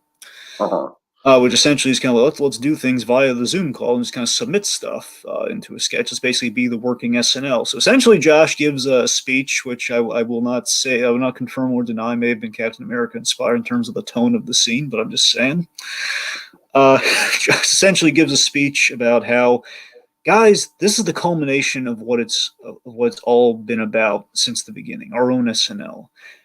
It's hard to make it big, especially in LA, but this could be our shot. Everyone's in the same boat right now, but what separates us is we've been working towards this, and we know what we're doing. I'm not saying it's going to be easy, especially if we do it upright. But guys, this is worth it. Alone, we're just actors, extras, day players, but together, or something more, something greater. You've all taught me that. People need a laugh right now, and maybe that's our job in this mess. What do you say, guys? So it kind of poses the big Yucca question. We all know what's going to be said. And then Piper echoes Josh from the naming of JGI years ago, and she says, "Let's show our fans that JGI is where you search for the funny." Yeah! And then Alex is just like, "Well, my sketches will probably be but I'm in." Yeah, and then Kate, I'm proud of this joke. So Katie's about to give her own speech because again, she knows she kind of inspired this. So yeah, I love what Katie did say thing in a big way. Katie's like about to give her own speech. Well, Josh, now that you say that, I just want to say that Josh, like, Katie, well, yay or nay? Says, oh, well, yay! She's like, oh well, yay! It's like, yeah, I'm on board. Just gonna brushes it off, like, yeah, same old with this guy, but yeah. All right, so we break out the whiteboard one last time, Dragon. Awesome montage of concepts, MC talk. We're using unseen material for JGI at Home sketches like Skelly Bones, the PSA. Yeah, we talk about like PSA material or Piper says, yeah, we could actually make a difference, tell people to wear masks and everything. It could help people with this. So then Josh opens. This is our big moment, folks. This is where it kind of dawned of this is our ending of the movie. So Josh opens the call for the HBO Max sketch, being like the big sketch, probably the best thing to come out of the JGI at Home so far. The HBO Max sketch, which again, also I should have mentioned this way earlier on. I think, assumedly, our movie is Warner Brothers produced, by the way, so this actually could be on HBO Max. Because again, we have all the Joker stuff, therefore probably. Dragon, did you hear the exciting HBO Max news? I did. I don't want to derail the podcast, but yeah, that's pretty big. I hope it's true. All right. Anyways. But yes, so anyway, so the point is so Josh, very triumphantly, again, folks, we can't use the Endgame music, but if we could, but Junkie XL is going to do the closest thing to Endgame he can muster. But again, JGI appropriate, so it's more synthesizers and guitar a little bit more. Anyway, so Josh prompts the cast and says, "Is everyone ready to record?" Which then leads to the big Endgame reunion. I mean, everyone comes back in our movie. Everyone comes back. At the very least, everyone who was in the HBO Max sketch who we did pork in this movie. So they're all coming. Right. They're all coming back, and all the players, they pop in triumphantly. Boom, boom, boom, as they're popping in on the little boxes on the screen. As divided as they are, they're all coming together. And again, that was the impetus of the movie, where Josh, again, is one of his fears is kind of like loneliness and just kind of being isolated, being kind of back to being the kid, being the lonely kid in the San Antonio years from early in Act 1. So the kid watching SNL by himself, kind of in his own world, dreaming. So now he's like, he's reunited in a sense, he's bringing together all the disparate JGI players. Josh smiles. And he hits the button, making the iconic Just Giggle It click sound. You always hear that mouse click sound. Those old JGI. So he hits the button to record, to start the call with a smile on his face. As the JGI, after that click, the JGI logo, and basically the film title we have now is pops up with the JGI logo around it. Pops up like a subscriber tag. So it's like Just Giggle It versus the real world. Then we have our Biopic text that comes up on the screen, Dragon. Yes, which I have. So the Biopic text is again, it's a little malleable here, but here's essentially what we got. We got 4 points. Josh became renowned for his editing prowess, getting contracts with College Humor, which did happen, and he went on to appear on shows like All Rise. Mm-hmm. Piper Henson became a lawyer and continues to work on sketches. And we, as we have the text on the screen, we show Robostitute. By the way, show a few images. Alex continues to impress as he podcasts about gaming and his weight loss journey, and works towards his animated series Skelly Bones. And the JGI players still haven't heard back from SNL, but continue to make sketches and that many consider superior to SNL sketch comedy. And that, I think, is a great kind of like ending point for the Biopic text. Absolutely. The whole SNL boy, Dragon, we got some mid and post credit shenanigans. Oh boy. So I'm really happy about the mid-credit thing. So again, the whole why-sos of it all. So we reveal basically as like the Biopic. We should have the why-sos like literally just be like the screen goes black for a second, then we hear the and then basically just like a recreation of the trailer, and then the text on screen. I'm sorry, is there text on screen, or do we just show the Wisos? Oh, we show the Wisos. I mean, we can show, I don't know, maybe the text. The point being, like, the Wisos was finally completed. Yeah, that's essential. That's the text that would come up. Yeah, like, and the Wisos was completed. The idea, this is like a positive note of, like, even though eventually they got over the, I know they shot it, they pre-recorded it, but just for the sake of the movie, the idea hopefully will come across that they eventually got out of this pandemic and they could reunite again in person. Doing the Wisos, which basically we see the whole JGI game. I believe Poncio, Katie, Josh, and Piper in the Tommy Wiseau wigs. And again, the gag I would have, I want to be in the Wiseaus, but I didn't put it here. But let's just say in parentheses, and then the clip ends with Mark Sipka walking in front. They all say collectively, "Oh, hi, Mark." Oh, hi, Mark. That's the way I really want that gag to be. I want that to be the end gag of the Wiseaus. So I would love that if that's the perfect world. That's how that mid-credit scene would go. So Tiki, we have a post-credit scene. No, we have a post-credit scene within a post-credit scene. Oh yes, we do. We went really meta with it. So we have one of our all-time favorite things we could not have in this movie. All right, so we have upside down Poncio. Well, you know, I'm upside down today. How is this gonna go? It was recreated by Prentice. Prentice, yes. It's going to be quite a day for me. And then we have the subscriber tag pop up because we're at the end of the video. And of course, at the end of the video, we then zoom out to reveal. Again, the zoom out, by the way, is a little bit of a nod retroactively to if buying an orange or like buying a car. Oh. So we zoom out to reveal the real Joshua Thomas was our man in shadow watching the video from the very start. So we have kind of a cameo of the real. If you will. Oh, do it, yeah. Nah, it had its moments. As he remarks to his cat, Vince. All right. Oh God, I'd be tempted to throw in a cat lover nod there at the very end, but we're already going too meta with it. We have to braid it in somehow. Right. All right, so Dragon, that's it. 2.5 hours of solid pitch work. I think we did a really solid job here. Yeah, even had a guest star. Yeah, absolutely.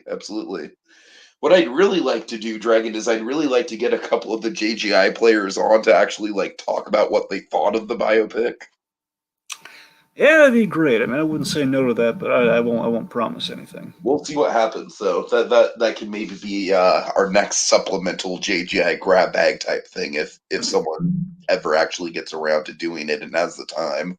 I mean, it is still really cool though that again in all of our biopics we actually have like a source that we can actually get in contact with technically. So it's kind of it's as meta as it gets, really. Any final thoughts? Final thoughts is, I mean, again, like I'm never certain of any of these pitches, but I think ultimately they do come out as good as we're going to get them. So in that respect, I mean, I think this is as good as we're going to get this. You know, I mean, the only gripe I have is I wish I could have nailed down the origin of Harley Quinn and the Joker, other than going with the dramatization of it that we have in the movie. It's the one fact they couldn't substantiate in this film, really. Uh-huh. But again, I think it turned out good. I had a good time with it. Again, I love our cast. I mean, what do you think? I think it turned out really well. Like you said, the cast was great. It was such an interesting thought experiment considering we had Brianna Oppenheimer as the low of lows, and literally we didn't have the ending of this film until like a few months ago. Yeah, well, I mean, so we kind have of like shows how real life imitates art and vice versa. Crazy. All right, well, Dragon, take us out. That does it for now until the next exciting reach into the Just Giggle It Grab Bag. Meh, had its moments.